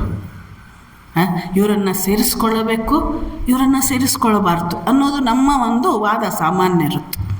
ಅದು ಭಗವಂತನಿಗೆ ಯಾವುದೇ ವ್ಯತ್ಯಾಸ ಇಲ್ಲ. ಶ್ರೀಮಾತೆ ಶಾರದಾದೇವಿಯವ್ರ ಜೀವನದಲ್ಲಿ ಜಯರಾಮ್ ಬಾಟಿಯಲ್ಲಿ ಒಂದು ಸರಿ ಎಲ್ರಿಗೂ ಕೂಡಿಸಿ ಊಟ ಹಾಕ್ತಾರೆ ಶ್ರೀಮಾತೆಯವರು. ಒಬ್ಬ ಹುಡುಗ, ಅವಾಗೆಲ್ಲ ಜಾತಿ ಪದ್ಧತಿ ಭಾಳ ಇತ್ತಲ್ಲ. ಶ್ರೀಮಾತೆಯವ್ರದ್ದು ಬ್ರಾಹ್ಮಣ ಕುಟುಂಬ. ಒಬ್ಬ ಹುಡುಗ, ಅವನು ಈ ಒಂದು ಬೇರೆ ಜಾತಿಗೆ ಸೇರಿದವನು, ಹರಿಜನರಿಗೆ ಸೇರಿದವನು. ಅದರಿಂದ ಅವನು ದೂರ ನಿಂತು ನೋಡ್ತಾ ಇದ್ದ. ಶ್ರೀಮಾತೆಗೆ ಅನ್ನಿಸ್ತು, ಅಯ್ಯೋ ನನ್ನ ಮಗು ದೂರ ನಿಂತು ನೋಡ್ತಾ ಇದೆ, ಬಾ. ಕರೆದವನನ್ನು ನೀಟಾಗಿ ಊಟಕ್ಕೆ ಕೂಡಿಸಿ ಊಟ ಹಾಕಿದ್ರು. ಹೌದು, ಇದು ಮಹಾತ್ಮರ ಒಂದೇ ಆತ್ಮ. ಅವನು ಹರಿಜನ ಆಗಿರ್ಬೋದು, ಯಾವುದೇ ಜಾತಿ ಇರ್ಬೋದು, ಯಾವುದೇ ಪಂಗಡ ಇರ್ಬೋದು, ಏನಿದ್ರೂ ಕೂಡ ಆತ್ಮ. ಆತ್ಮಕ್ಕೆ ಜಾತಿ ಭೇದ ಇಲ್ಲ, ಆತ್ಮಕ್ಕೆ ಜಾತಿ ಭೇದ ಇಲ್ಲ. ನಾವು ಮಾಡಿಕೊಂಡಿದ್ದದನ್ನು. ಅದರಿಂದ ಅದನ್ನೆಲ್ಲ ಮರೆತು ನಾವೇನಾಗಬೇಕು? ಆತ್ಮಭಾವದಲ್ಲಿರಬೇಕು. ಎಲ್ಲರೂ ಕೂಡ ನಮ್ಮವರೇ. ಶ್ರೀಮಾತೆಯವರು ಹೇಳ್ತಾರೆ ಏನಪ್ಪ ಅಂತಂದರೆ, ಇಡೀ ಜಗತ್ತಿನಲ್ಲಿ ಮಗು ಪರಕೀಯರು ಯಾರೂ ಇಲ್ಲ, ಎಲ್ಲ ನಮ್ಮವರೇ, ಎಲ್ಲ ನಮ್ಮವರೇ ಅನ್ನುವಂಥದ್ದು. ಈಗ ಇದರಿಂದ ಮುಂದೆ ಹೋಗೋಣ. ಮುಂದಿನ ಗುರು ಪಾರಿವಾಳ. ಈ ಪಾರಿವಾಳದ ಕಥೆಯನ್ನು ಹೇಳ್ತಾರೆ ಅವಧೂತರು. ಪಾರಿವಾಳ ದಂಪತಿಗಳಿದ್ರಿಬ್ರು. ಬಹಳ ಸುಖವಾಗಿದ್ದರು, ಬಹಳ ಪ್ರೀತಿ ಮಾಡ್ತಿದ್ರು ಒಬ್ಬರನ್ನೊಬ್ಬರು. ಯಾವಾಗಲೂ ಕೂಡ ಜೊತೆಗಿರೋ ಎರಡು ಕೂಡ ಪಾರಿವಾಳಗಳು. ಆ ಪಾರಿವಾಳಗಳಿಗೆ ಚಿಕ್ಕ ಚಿಕ್ಕ ಮರಿಗಳಾಯಿತು. ಅವಧೂತರು ಹೇಳ್ತಾರೆ, ರಾಜ ಕೇಳು, ನಾನು ನಿನಗೊಂದು ಕತೆ ಹೇಳ್ತೇನೆ. ಯಾವ ರೀತಿ ಮನುಷ್ಯ ಸಂಸಾರ ಅನ್ನೋ ಒಂದು ಬಂಧನದಲ್ಲಿ ಸಿಲುಕಿ ತೊಳಲಾಡ್ತಾನೆ, ಒದ್ದಾಡ್ತಾನೆ. ಹೌದು, ಅದರಿಂದ ಹೊರಗೆ ಬರಬಹುದು. ಆದರೆ ಬರೋದಕ್ಕೆ ದಾರಿಯೂ ಇದೆ. ಆ ದಾರಿಯನ್ನು ತುಳಿಬೇಕಷ್ಟೆ, ಅದ ಮಾರ್ಗವಾಗಿ ನಡಿಬೇಕಷ್ಟೆ. ಅರ್ಥ ಇತ್ತು? ಯಾರೋ ಒಬ್ಬರು ಯಜಮಾನರಿದ್ರಂತೆ. ಅವ್ರೇನು ಮಾಡಿದ್ರು, ಹಿಂಗೆ ಒಂದು ದೊಡ್ಡ ಮರ ಇತ್ತಂತೆ ಒಂದು ಊರಲ್ಲಿ. ಆ ಮರವನ್ನು ಗಟ್ಟಿಯಾಗಿ ಹಿಡ್ಕೊಂಡ್ಬಿಟ್ಟಿದ್ದಾರೆ ಅವರು. ಹೋಗೋರು ಬರೋರೆಲ್ಲ ಹೇಳ್ತಾರೆ, ಏನ್ರಿ ಯಜಮಾನ್ರಿ ಮರ ಯಾಕೆ ಗಟ್ಟಿ ಹಿಡ್ಕೊಂಡಿದ್ರಿ, ಬಿಡ್ರಿ ಅಂದ್ರಂತ. ಇವ್ರಂದ್ರಂತೆ, ಏನ್ರಿ ನೀವು ಹೇಳ್ತಾ ಇರೋದು? ಮರವನ್ನು ನಾನು ಹಿಡ್ಕೊಳ್ಳಿಲ್ಲ, ಮರನೇ ನಾನು ಹಿಡ್ಕೊಂಡು ಬಿಟ್ಟಿದೆ ಅಂಥೇಳಿ. ಹಾಗೆ ಸಂಸಾರವನ್ನು ಗಟ್ಟಿಯಾಗಿ ಹಿಡ್ಕೊಂಡು, ಸಂಸಾರವೇ ಸರ್ವಸ್ವ ಅಂದ್ಕೊಂಡು, ಸಂಸಾರದಿಂದ ಸ್ವಲ್ಪ ಹೊರಗಡೆ ಬನ್ನಿ ಅಂತಂದರೆ, ಹಾಗಿದ್ರೆ ಮಾತಾಜಿ ಸನ್ಯಾಸ ತಗೊಳ್ಬೇಕೇನು? ಅಲ್ಲ, ನಾವು ಕರ್ಕೊಳ್ಳೋದಿಲ್ಲ ಮದುವೆ ಆದಮೇಲೆ. ಆದರೆ ನಿನ್ನೆ ನಾನು ಹೇಳಿದ್ನಲ್ಲ, ಮಾನಸಿಕ ವೈರಾಗ್ಯ. ಅದರಿಂದ ಸಂಸಾರ ಬಿಡೋದಿಲ್ಲ ಅನ್ನಬಾರ್ದು. ಏನನ್ಬೇಕು? ನಾನು ಮಾನಸಿಕವಾಗಿ ಸಂಸಾರವನ್ನು ಏನು ಅಂತಂದರೆ ಆದಷ್ಟು ಅದನ್ನು ನನ್ನಿಂದ ದೂರ ಮಾಡ್ತೇನೆ ಅಂತಂದ್ರೆ ಕರ್ತವ್ಯಗಳನ್ನೆಲ್ಲ ಬಿಟ್ಟು ಬಿಡಬೇಕೇನೋ, ಅಡುಗೆ ಮಾಡೋದು ಬಿಡಬೇಕೇನೋ, ಮಕ್ಕಳಿಗೆ ಮಾಡೋದು ಬಿಡಬೇಕೇನೋ, ಗಂಡನಿಗೆ ಮಾಡೋದು ಬಿಡಬೇಕೇನೋ? ಇಲ್ಲ, ಯಾವುದನ್ನು ಬಿಡೋ ಹಾಗಿಲ್ಲ. ಹೌದು, ಆದರೆ ಅದರಲ್ಲಿದ್ದರೂ ಕೂಡ ಅದರಲ್ಲಿ ಇಲ್ಲದೇ ಇರೋ ರೀತಿಯಲ್ಲಿ ಅರ್ಥ ಆಯ್ತು? ಒಂದು ಆಮೆಯ ಉದಾಹರಣೆಯನ್ನು ಕೊಡ್ತಾರೆ ಶ್ರೀರಾಮಕೃಷ್ಣರು. ಆಮೆ ಇರ್ತದೆ, ಆ ಆಮೆ ಏನು ಮಾಡ್ತದೆ? ದಡದಲ್ಲಿ ಮೊಟ್ಟೆ ಇಡ್ತದೆ. ಮೊಟ್ಟೆ ಇಟ್ಟು ಏನು ಮಾಡ್ತದೆ? ನಡೂ ಸಮುದ್ರಕ್ಕೆ ಹೋಗ್ತದೆ, ಈಸ್ತಾ ಹೋಗ್ತದೆ. ಹೋದವಾಗ ಅದ್ರ ಮನಸ್ಸೆಲ್ಲಿರ್ತದೆ? ಶ್ರೀರಾಮಕೃಷ್ಣರು ಹೇಳ್ತಾರೆ ಮೊಟ್ಟೆ ಕಡೆ ಇರ್ತದೆ. ಹಂಗೆ ಸಂಸಾರ ಅನ್ನುವಂಥದ್ದು ಸಂಸಾರ ಸಾಗರ ಅಂತ ಹೇಳ್ತಾರೆ. ಆ ಸಂಸಾರ ಸಾಗರದಲ್ಲಿ ನಡು ಹೋದ್ರೂ ಕೂಡ ಏನಪ್ಪ ಅಂತಂದ್ರೆ ಮನಸ್ಸೆಲ್ಲಿರಬೇಕು? ಭಗವಂತನ ಕಡೆಗಿರಬೇಕು. ಹೌದು, ಪ್ರತಿಯೊಂದು ಕಾರ್ಯವನ್ನು ಕೂಡ ಭಗವದರ್ಪಿತವಾದ ಬುದ್ಧಿಯಿಂದ ಮಾಡಿದಾಗ ಅದು ಕರ್ಮ ಆಗೋದಿಲ್ಲ, ಕರ್ಮ ಯೋಗ ಆಗ್ತದೆ. ಹಾಗಿದ್ರೆ ಯೋಗ ಅಂತಂದ್ರೆ ಜೀವಾತ್ಮನನ್ನ ಪರಮಾತ್ಮನೊಂದಿಗೆ ಒಂದು ಮಾಡುವಂಥದ್ದು ಯೋಗ ಅಂತ ಹೇಳ್ತಾರೆ. ಕರ್ಮ ಯೋಗ ಆಗ್ತದೆ, ಹೌದಲ್ವೋ? ಅದರಿಂದ ಎಲ್ಲ ಸಂಸಾರ ಅದರಿಂದ ಬಿಡಬೇಕು ಅಂತಂದ್ರೆ ಮಾನಸಿಕವಾಗಿ ಯಾವ ಒಂದು ಭಾವನೆ ಇರಬೇಕು ಸಂಸಾರಸ್ಥರಿಗೆ ಅಂತಂದ್ರೆ, ಇದು ಈ ಸಂಸಾರ ಅನ್ನುವಂಥದ್ದು ಭಗವಂತ ಕೊಟ್ಟಂತಹ ಒಂದು ಡ್ಯೂಟಿ. ನನಗೆ ಒಂದು ಆಫೀಸ್ ಇರ್ತದೆ, ಆ ಆಫೀಸ್ನಲ್ಲಿ ಹಲವಾರು ಜನ ಇರ್ತಾರೆ, ಹೌದಾ ಇಲ್ವೋ? ಒಬ್ಬ ಬಾಸ್ ಅಂತ ಇರ್ತಾರೆ, ಕ್ಲರ್ಕ್ ಅಂತಿರ್ತಾರೆ, ಕಂಪ್ಯೂಟರ್ ಆಪರೇಟರ್ ಅಂತಿರ್ತಾರೆ, ಟೈಪಿಸ್ಟ್ ಇರ್ತಾರೆ. ಅವರವರ ಸ್ಥಾನದಲ್ಲಿ ಅವ್ರು ಕುತ್ಕೊಂಡಿರ್ತಾರೆ, ಹೌದಾ ಇಲ್ವೋ? ಬಾಸ್ ಹೇಳ್ದಂಗೆ ಇವರೆಲ್ಲ ಕೇಳ್ತಾ ಇರ್ತಾರೆ. ಇವ್ರು ತಮ್ಮದೇ ಆದದ್ದು ಮಾಡಬಹುದೇನೋ, ಅಥವಾ ನಾನು ಇವತ್ತು ಟೈಪಿಸ್ಟ್ ಇದ್ದೇನೆ, ನಾನು ಕಂಪ್ಯೂಟರ್ ಆಪರೇಟರ್ ಇದ್ದೇನೆ, ಕಂಪ್ಯೂಟರ್ ನಂದೇ ಅಂತ ಹೇಳಿ ಕೂತ್ಕೊಳ್ಳೋದಕ್ಕೆ ಸಾಧ್ಯ ಏನೋ? ಅಥವಾ ಈ ಸೀಟ್ ನಂದೇ ಪರ್ಮನೆಂಟ್ ಆಗಿ ಅಂತ ಕೂತ್ಕೊಳ್ಳೋದಕ್ಕೆ ಸಾಧ್ಯ ಏನೋ? ಇಲ್ಲ, ಡ್ಯೂಟಿ ಅದು. ಅದೇ ರೀತಿ ಭಗವಂತ ಪ್ರತಿಯೊಬ್ಬರನ್ನೂ ಕೂಡ ನೇಮಿಸಿದ್ದಾನೆ ಆ ಕರ್ತವ್ಯವನ್ನು ಮಾಡೋದಕ್ಕೆ. ಅದರಿಂದ ಅದನ್ನು ಭಾವಿಸ್ಕೊಳ್ಳಬೇಕು. ಇಲ್ಲಿ ಈ ಪಾರಿವಾಳದ ಕಥೆಯನ್ನು ನೋಡೋಣ. ಅವರಿಬ್ಬರು ಇದ್ದರು, ಅವ್ರಿಗೆ ಚಿಕ್ಕ ಮರಿಗಳಾಯಿತು, ಬಹಳ ಸಂತೋಷದಲ್ಲಿದ್ದರು ಅಲ್ಲ. ಮಗು ಆದ ತಕ್ಷಣವೇ ಬಹಳ ಪ್ರೀತಿ ಇರ್ತದೆ ಮಗುವಿನ ಮೇಲೆ, ಮತ್ತು ಅದು ಒಂದು ಆನಂದ ಬೇರೆ. ಅದೇ ಥರ ಇವರು ಕೂಡ ಆ ಮಗುವಿನ ಜೊತೆಗೆ ಆ ಮರಿಗಳ ಜೊತೆಗೆ ಇದ್ದರು, ಬಹಳ ಪ್ರೀತಿ ಮಾಡ್ತಾ ಇದ್ರು ಆ ಮರಿಗಳನ್ನು. ಒಂದು ದಿವಸ ಇಬ್ಬರು ಏನು ಮಾಡಿದರು, ದಂಪತಿಗಳು ಆ ಮರಿಗಳಿಗೆ ಆಹಾರವನ್ನು ತಗೊಂಡು ಬರೋದಕ್ಕಂತೇಳಿ ಒಂದು ಊರಿಗೆ ಹೋಗ್ಬಿಟ್ರು. ಅಲ್ಲಿ ಬೇಡ ಅಂತಂದರೆ ಪಕ್ಷಿಗಳನ್ನು ಹಿಡಿಯೋರು. ತನ್ನ ಬಲೆಯನ್ನು ಬೀಸಿದ. ಯಾಕಂದರೆ ಚಿಕ್ಕ ಪುಟಾಣಿ ಮರಿಗಳು ಎಷ್ಟು ಚಂದ ಆಡ್ತಾ ಇವೆ, ಯಾರೂ ಇಲ್ಲ, ತಂದೆ ತಾಯಿ ಯಾರೂ ಇಲ್ಲ ಇವರಿಗೆ ಅಂಥೇಳಿ ಬೇಡ ಬಲೆಯನ್ನು ಹಾಕಿದ. ಪಾಪ ಚಿಕ್ಕ ಮರಿಗಳು ಒದ್ದಾಡೋದಕ್ಕೆ ಪ್ರಾರಂಭ ಆಯಿತು. ಬಂದರು ಇಬ್ಬರು ತಂದೆ ತಾಯಿ, ಕಪೋತಿಯರು ಅಂತ ಹೇಳ್ತಾರೆ. ಇಬ್ಬರು ಬಂದ ತಕ್ಷಣವೇ ನೋಡ್ತಾರೆ ಮರಿಗಳು ಒದ್ದಾಡ್ತಾ ಇದೆ. ತಾಯಿಗೆ ತಡ್ಕೊಳ್ಳೋದಕ್ಕಾಗಲಿಲ್ಲ. ತಾಯಿ ತಡ್ಕೊಳ್ಳಿಲ್ಲ. ಏನು ಮಾಡಿದ್ಲು? ಬೇಗನೆ ಹೋಗಿ ಆ ಬಲೆಯಲ್ಲಿ ಬಿದ್ದು ಬಿಟ್ಲು, ತಾನೂ ಸಿಕ್ಕಾಕೊಂಡ್ಬಿಟ್ಲು. ಇನ್ನು ತಂದೆ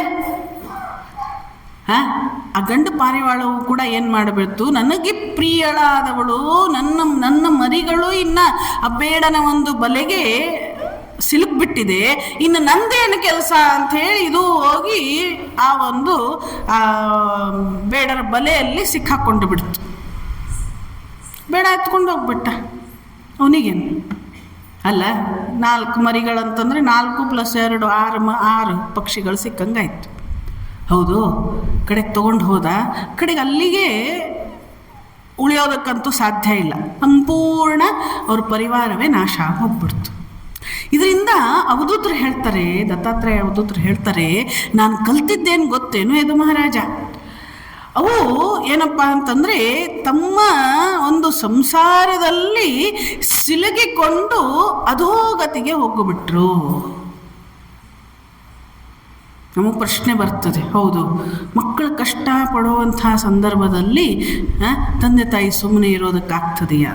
ವಿವೇಕವನ್ನು ಉಪಯೋಗಿಸ್ಬೇಕು. ಸಂಸಾರವೇ ಸರ್ವಸ್ವ ಅಂದ್ಕೊಳ್ಳೋ ಹಾಗಿಲ್ಲ. ಇದು ಉದಾಹರಣೆ ಕೊಟ್ಟಿದ್ದು. ಹೌದು, ಹಾಗಿದ್ರೆ ಇದರಿಂದ ಕಲಿಯೋದೇನಿದೆಪ್ಪ ಅಂತಂದರೆ, ಮುಕ್ತಿಯ ಬಾಗಿಲನ್ನು ತೆರೆಯುವುದಕ್ಕೆ ಸಾಧನವೆನಿಸಿದ ಮಾನವ ಜನ್ಮವನ್ನು ಪಡೆದವನಾವನು ಆ ಪಾರಿವಾಳದಂತೆ ಮತಿಗೆಡಬಾರದು. ಬಹಳ ಅದ್ಭುತವಾದ ತತ್ವ ಇದು, ಸೂಕ್ಷ್ಮ ತತ್ವ. ಹೌದು. ಅದರ ಅರ್ಥ ಏನಪ್ಪ ಅಂತಂದರೆ, ಯಾವ ರೀತಿ ಪಾರಿವಾಳಗಳು ಆ ಸಂಸಾರದಲ್ಲೇ ಸಿಲುಕಿ, ಸಂಸಾರದಲ್ಲೇ ಇದ್ದು ಸಂಸಾರದಲ್ಲೇ ಸಿಲುಕಿ ತಮ್ಮ ಪ್ರಾಣವನ್ನು ಕಳೆದುಕೊಂಡ್ತೋ, ಆ ರೀತಿ ಮನುಷ್ಯನಾದವನು. ಯಾಕಂತೇಳಿದರೆ ಒಂದು ಕಡೆಗೆ ಹೇಳ್ತಾನೆ ಕೃಷ್ಣ, ನೋಡು 2 ಕಾಲು 4 ಕಾಲು ಇನ್ಯಾವ ಎಷ್ಟು ಕಾಲಿದೆಯೋ ಆ ಎಲ್ಲದಕ್ಕಿಂತಲೂ 2 ಕಾಲಿನ ಮನುಷ್ಯ ನನಗೆ ಬಹಳ ಪ್ರೀತಿ. ಹೌದು, ಮನುಷ್ಯ ನನಗೆ ಬಹಳ ಪ್ರೀತಿ. ಯಾಕೆ ಪ್ರೀತಿಪ್ಪ ಅಂತಂದರೆ, ನನಗೆ ನನ್ನನ್ನು ಸಾಕ್ಷಾತ್ಕಾರ ಮಾಡಿಕೊಳ್ಳಂತಹ ಒಂದು ಶಕ್ತಿ. ಹೌದು, ನನ್ನನ್ನು ನಾನು ಏನು ಹೇಳ್ತೇನೋ ಅದನ್ನು ಜೀವನದಲ್ಲಿ ಅಳವಡಿಸಿಕೊಂಡು ಆ ಒಂದು ಅಂತಿಮ ಗುರಿ, ಆ ಒಂದು ಮನುಷ್ಯ ಜೀವನದ ಗುರಿಯನ್ನು ಮುಟ್ಟೋದಕ್ಕೆ ಸಾಧ್ಯ ಆಗೋದು ಯಾರಿಂದ? ಮನುಷ್ಯನಿಂದ ಮಾತ್ರ. ಪ್ರಾಣಿಗಳಾಗೋದಕ್ಕೆ ಸಾಧ್ಯ ಇಲ್ಲ. ಅದರಿಂದ ಕೃಷ್ಣ ಹೇಳ್ತಾನೆ ಏನಪ್ಪ ಅಂತಂದರೆ, ನನಗೆ ಬಹಳ ಪ್ರೀತಿ ಅವನು, ಮನುಷ್ಯ ಅಂತಂದರೆ ಬಹಳ ಪ್ರೀತಿ. ಅದರಿಂದ ಮನುಷ್ಯನಾದವನು ತನ್ನ ಒಂದು ವಿವೇಕವನ್ನು ಕಳೆದುಕೊಳ್ಳಬಾರ್ದು. ಹೌದು, ಯಾವುದರ ಕಡೆಗೆ ಮುಂದುವರಿಬೇಕು ಅಂತಂದರೆ, ಒಂದು ಭಗವತ್ ಸಾಕ್ಷಾತ್ಕಾರದ ಕಡೆಗೆ ಅವನು ಮುಂದುವರಿಯಬೇಕು. ಅದು ನಿಮಗೆ ಈ ಒಂದು ಆಶ್ರಮದಿಂದ ಮಾರ್ಗದರ್ಶನ ಸಿಗ್ತದೆ, ಮಾತಾಜಿಯವರಿಂದ ಅಲ್ಲ. ಅದರಿಂದ ಆ ಮಾರ್ಗದರ್ಶನವನ್ನು ಪಡೆದು ಏನಪ್ಪ ಅಂತಂದರೆ, ಸಂಸಾರ ಯಾರಿಗಾದರೂ ಬೇಜಾರಾಗಿದ್ದರೆ, ಸ್ವಲ್ಪ ನೊಂದು ಬೆಂದು, ಹೌದಾ ಇಲ್ವೋ, ಎಲ್ಲ ತೋರಿಸ್ಕೊಡ್ತಾನೆ ಭಗವಂತ. ಹೌದಾ ಇಲ್ವೋ, ಸ್ವಲ್ಪ ಸಾಕಾಗಿರ್ತದೆ. ಈಗ ನಾನು ಮುಕ್ತಿ ಎಷ್ಟು ಜನಕ್ಕೆ ಬೇಕು ಕೈ ಎತ್ತರಿ ಅಂತಂದರೆ ಎಲ್ಲರೂ ಎತ್ತು ಬಿಡ್ತೀರಿ, ನನಗೆ ಗೊತ್ತಿದೆ. ಯಾಕಂದ್ರೆ ನೊಂದು ಬೆಂದು ಸಂಸಾರ. ಹೌದಾ ಇಲ್ವೋ, ಅದರಿಂದ ಮುಕ್ತಿ ಬೇಕು ಅಂತಂದ್ರೆ ಏನು ಮಾಡಬೇಕು? ಭಗವಂತನನ್ನು ಆಶ್ರಯಿಸಿಕೊಳ್ಳಬೇಕು. ಇಲ್ಲದಿದ್ದರೆ ಲೌಕಿಕ ಇಲ್ಲೆಲ್ಲ ಇದ್ದವರೆಲ್ಲ ಒಂದಿಷ್ಟು ವಿಚಾರಗಳನ್ನು ಕೇಳಿ ನಾವು ಅದ್ಭುತವಾಗಿ ಒಂದಿಷ್ಟು ಸಾಧನೆಯಲ್ಲಿ ಮುಂದುವರೆಯೋಣ ಅನ್ನುವಂಥವ್ರು. ಹೌದು, ಆದರೆ ಹೊರಗಡೆ ಲೌಕಿಕ ಜನ ಹೆಂಗಪ್ಪ ಅಂತಂದರೆ, ಒಂದು ದೃಷ್ಟಾಂತವನ್ನು ಹೇಳ್ತಾರೆ ಶ್ರೀರಾಮಕೃಷ್ಣರು. ಶ್ರೀರಾಮಕೃಷ್ಣರು ಹೇಳ್ತಾರೆ, ಇಬ್ಬರು ಸ್ನೇಹಿತೆಯರಿದ್ರಂತೆ. ಒಬ್ಬಳು ಮೀನು ಮಾರ್ತಾ ಇದ್ಲು, ಇನ್ನೊಬ್ಬಳು ಮಲ್ಲಿಗೆ ಹೂ ಮಾರ್ತಾ ಇದ್ಲು. ಒಂದು ಸರಿ ಏನಾಯಿತು, ಮೀನು ಮಾರೋದಕ್ಕೆ ಅಂತ ಹೇಳಿ ಒಬ್ಬಳು ಮೀನು ಮಾರೋಳು ಹೋದ್ಲು ಮಾರ್ಕೆಟಿಗೆ. ಜೋರು ಮಳೆ ಬಂತು, ಮಳೆಗಾಲ ಮಳೆ ಬಂತು. ಇನ್ನೊಬ್ಳು ಮಲ್ಲಿಗೆ ಹೂ ಮಾರ್ತಾ ಇದ್ಲಲ್ಲ, ಅವಳ ಮನೆ ಅಲ್ಲೇ ಹತ್ತಿರ ಇತ್ತು. ಅವಳಿಗೆ ಅನ್ನಿಸ್ತು, ಭಾಳ ದಿವಸ ಆಯಿತು ನನ್ನ ಗೆಳತಿಯನ್ನು ನೋಡಿಲ್ಲ, ಫ್ರೆಂಡನ್ನು ಭೇಟಿಯಾಗಿ ಮತ್ತು ಮುಂದುವರಿಯೋಣ ಅಂತೇಳಿ ಹೋದ್ಲು ಗೆಳತಿಯ ಮನೆಗೆ. ಗೆಳತಿಗೆ ಭಾಳ ಸಂತೋಷ ಆಯಿತು. ಸ್ನೇಹಿತೆಗೆ ಭಾಳ ಖುಷಿ ಆಯಿತು. ಭಾಳ ದಿವಸದ ಮೇಲೆ ನೋಡ್ರಿ ಸ್ನೇಹಿತೆಯರು ಸಿಕ್ಕಿಬಿಟ್ರೆ ಮಾತು ಮುಗಿಯೋದಿಲ್ಲ ಅಲ್ಲ, ಎಷ್ಟೋತ್ತವರೆಗೂ ಮಾತಾಡ್ತಾರೆ, ಎಷ್ಟು ಖುಷಿ ಆಗಿಬಿಡ್ತದೆ. ಖುಷಿ ಆಯಿತು. ಎಲ್ಲ ಊಟ ಉಪಚಾರ ಎಲ್ಲ ಆಯಿತು. ಇನ್ನೇನು ಮಲಗುವಂಥ ಸಮಯ. ಆವಾಗ ಈ ಮಲ್ಲಿಗೆ ಹೂವು ಮಾರ್ತಾ ಇದ್ಲಲ್ಲ, ಮಲ್ಲಿಗೆ ಹೂವಿನ ವಾಸನೆ ಚಂದ, ಮೀನಿನ ವಾಸನೆ ಅದಕ್ಕೆ. ಆದರೆ ಇವಳು ಮೀನು ಮಾರ್ತಾ ಇದ್ಲು. ಕಡೆಗೆ ಅವಳಿಗೆ ಅನ್ನಿಸ್ತು, ದಿನ ನನ್ನ ಗೆಳತಿ, ನನ್ನ ಫ್ರೆಂಡು ದಿನ ಆ ಮೀನಿನ ವಾಸನೆ ತೊಗೊಂಡು ಸುಸ್ತಾಗಿರಬೇಕು, ಚೆಂದ ಒಂದು ಮಲ್ಲಿಗೆ ಹೂವಿನ ಬುಟ್ಟಿ ನನ್ನ ಪಕ್ಕಕ್ಕೆ ಇಡ್ತೇನೆ, ಮಲ್ಕೊಳ್ಳಿ ಮಲ್ಲಿಗೆ ಹೂವು ವಾಸನೆ ತೊಗೊಳ್ತಾ ಅಂತ ಇವಳು ಅಂದ್ಕೊಂಡ್ಳು. ಪಕ್ಕಕ್ಕಿಟ್ಲು, ಒಂದು ಮಲ್ಲಿಗೆ ಹೂವಿನ ಬುಟ್ಟಿ ಇಟ್ಲು, ಚಂದ ವಾಸನೆ. ಕಡೆಗೆ ಮಲ್ಕೊಂಡ್ಲು. ಅವಳು ಕೂಡ ಮಲಗಿದ್ಲು. ನಿದ್ದೆನೇ ಬರಲಿಲ್ಲ.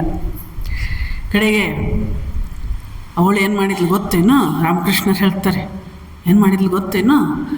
ಆ ಮಲ್ಲಿಗೆ ಹೂವಿನ ಬುಟ್ಟಿ ಅಂತ ತೆಗೆದು ಆ ಕಡೆ ಇಟ್ಲಂತವಳು.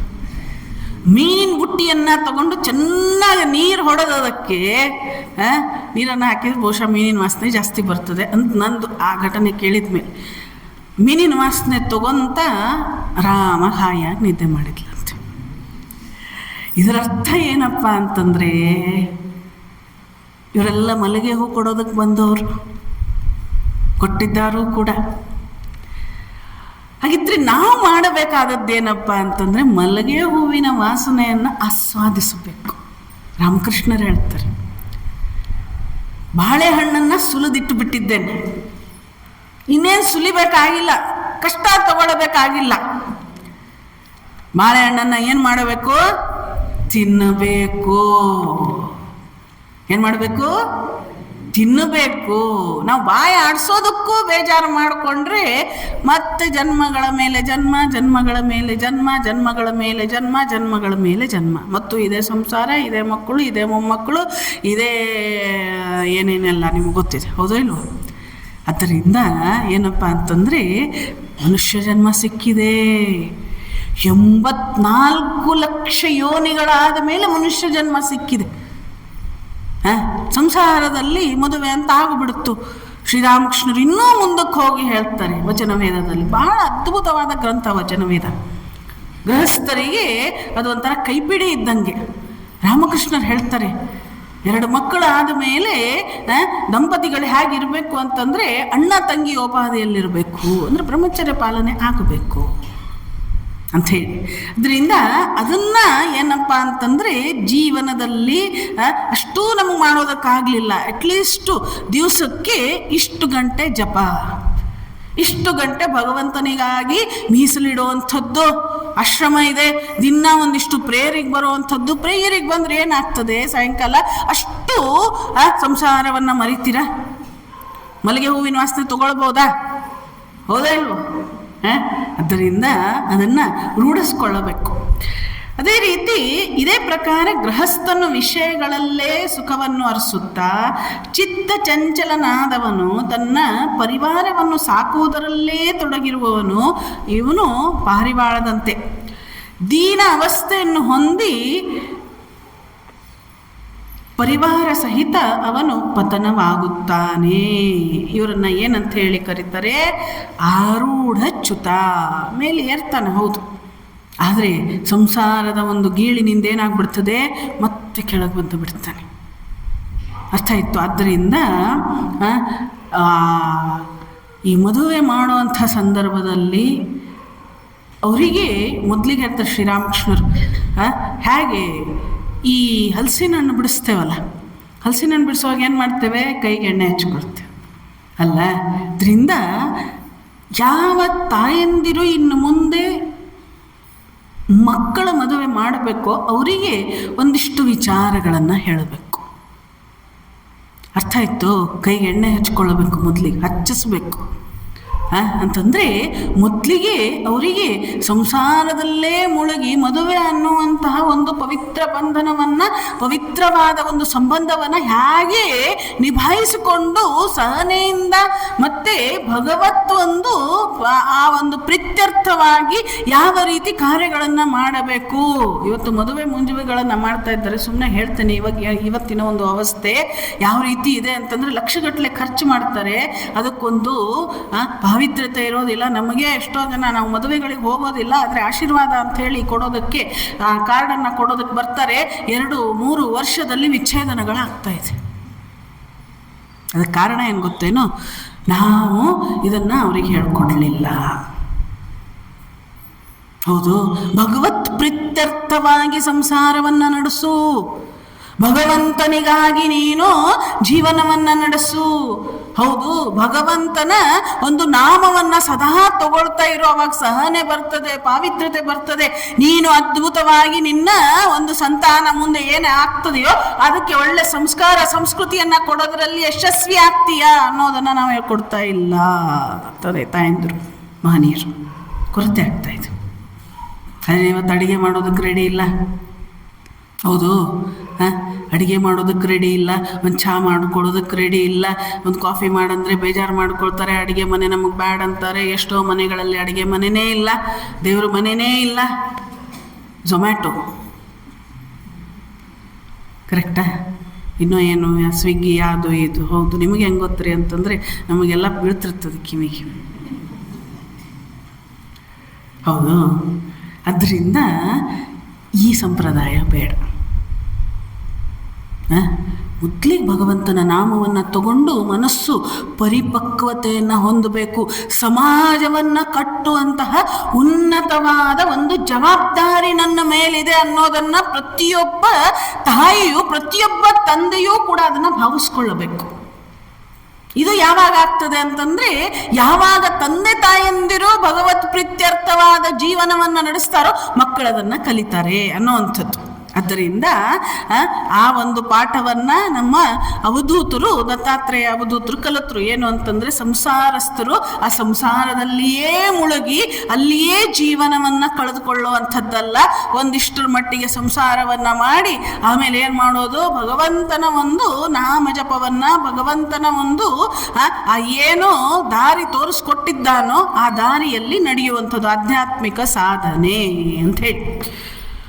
ಮುಂದೆ ಬರ್ತದೆ ಕುರರ ಪಕ್ಷಿ ಅಂತ ಹೇಳಿ ಬರ್ತದೆ. ಮಧ್ಯದಲ್ಲಿ ಸುಮಾರು ಬರ್ತದೆ, ಆದರೆ ಸಮಯ ಸಾಕಾಗೋದಿಲ್ಲ. ಕುರರ ಪಕ್ಷಿ ಅಂತ ಹೇಳಿ ಬರ್ತದೆ.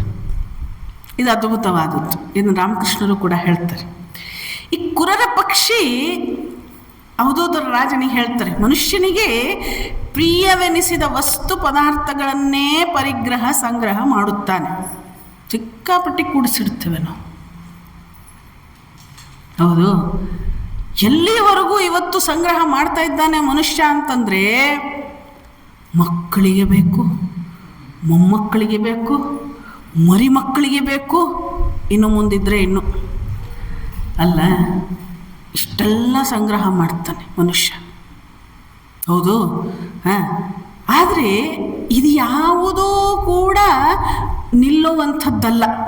ಸಂಗ್ರಹ ಬುದ್ಧಿ ಬೇಡ ಅಂಥೇಳಿ. ಇಬ್ಬರು ಮಕ್ಕಳಿದ್ರೆ 2 ಸೈಟ್ ತೊಗೊಳ್ಳೋದು, ಇಬ್ಬರು ಮಕ್ಕಳಿದ್ರೆ 2 ಅಂತಸ್ತನ್ನು ಕಟ್ಟೋದು. ಹೌದು, ಅವರಿಗೆ ಆಸ್ತಿ ಪಾಸ್ತಿ ಗೀಸ್ತಿ ಎಲ್ಲ ಮಾಡಿಡೋದು, ಕಡೆಗೆ ಅವ್ರ ದಾರಿಯನ್ನು ತಪ್ಪೋದು, ಆಮೇಲೆ ಸಮಾಜಕ್ಕೆ ಒಂದು ಭಾರ ಆಗುವಂಥದ್ದು, ಇದೆಲ್ಲ ಸರ್ವೇ ಸಾಮಾನ್ಯ ಆಗಿಬಿಟ್ಟಿದೆ ಈಗ.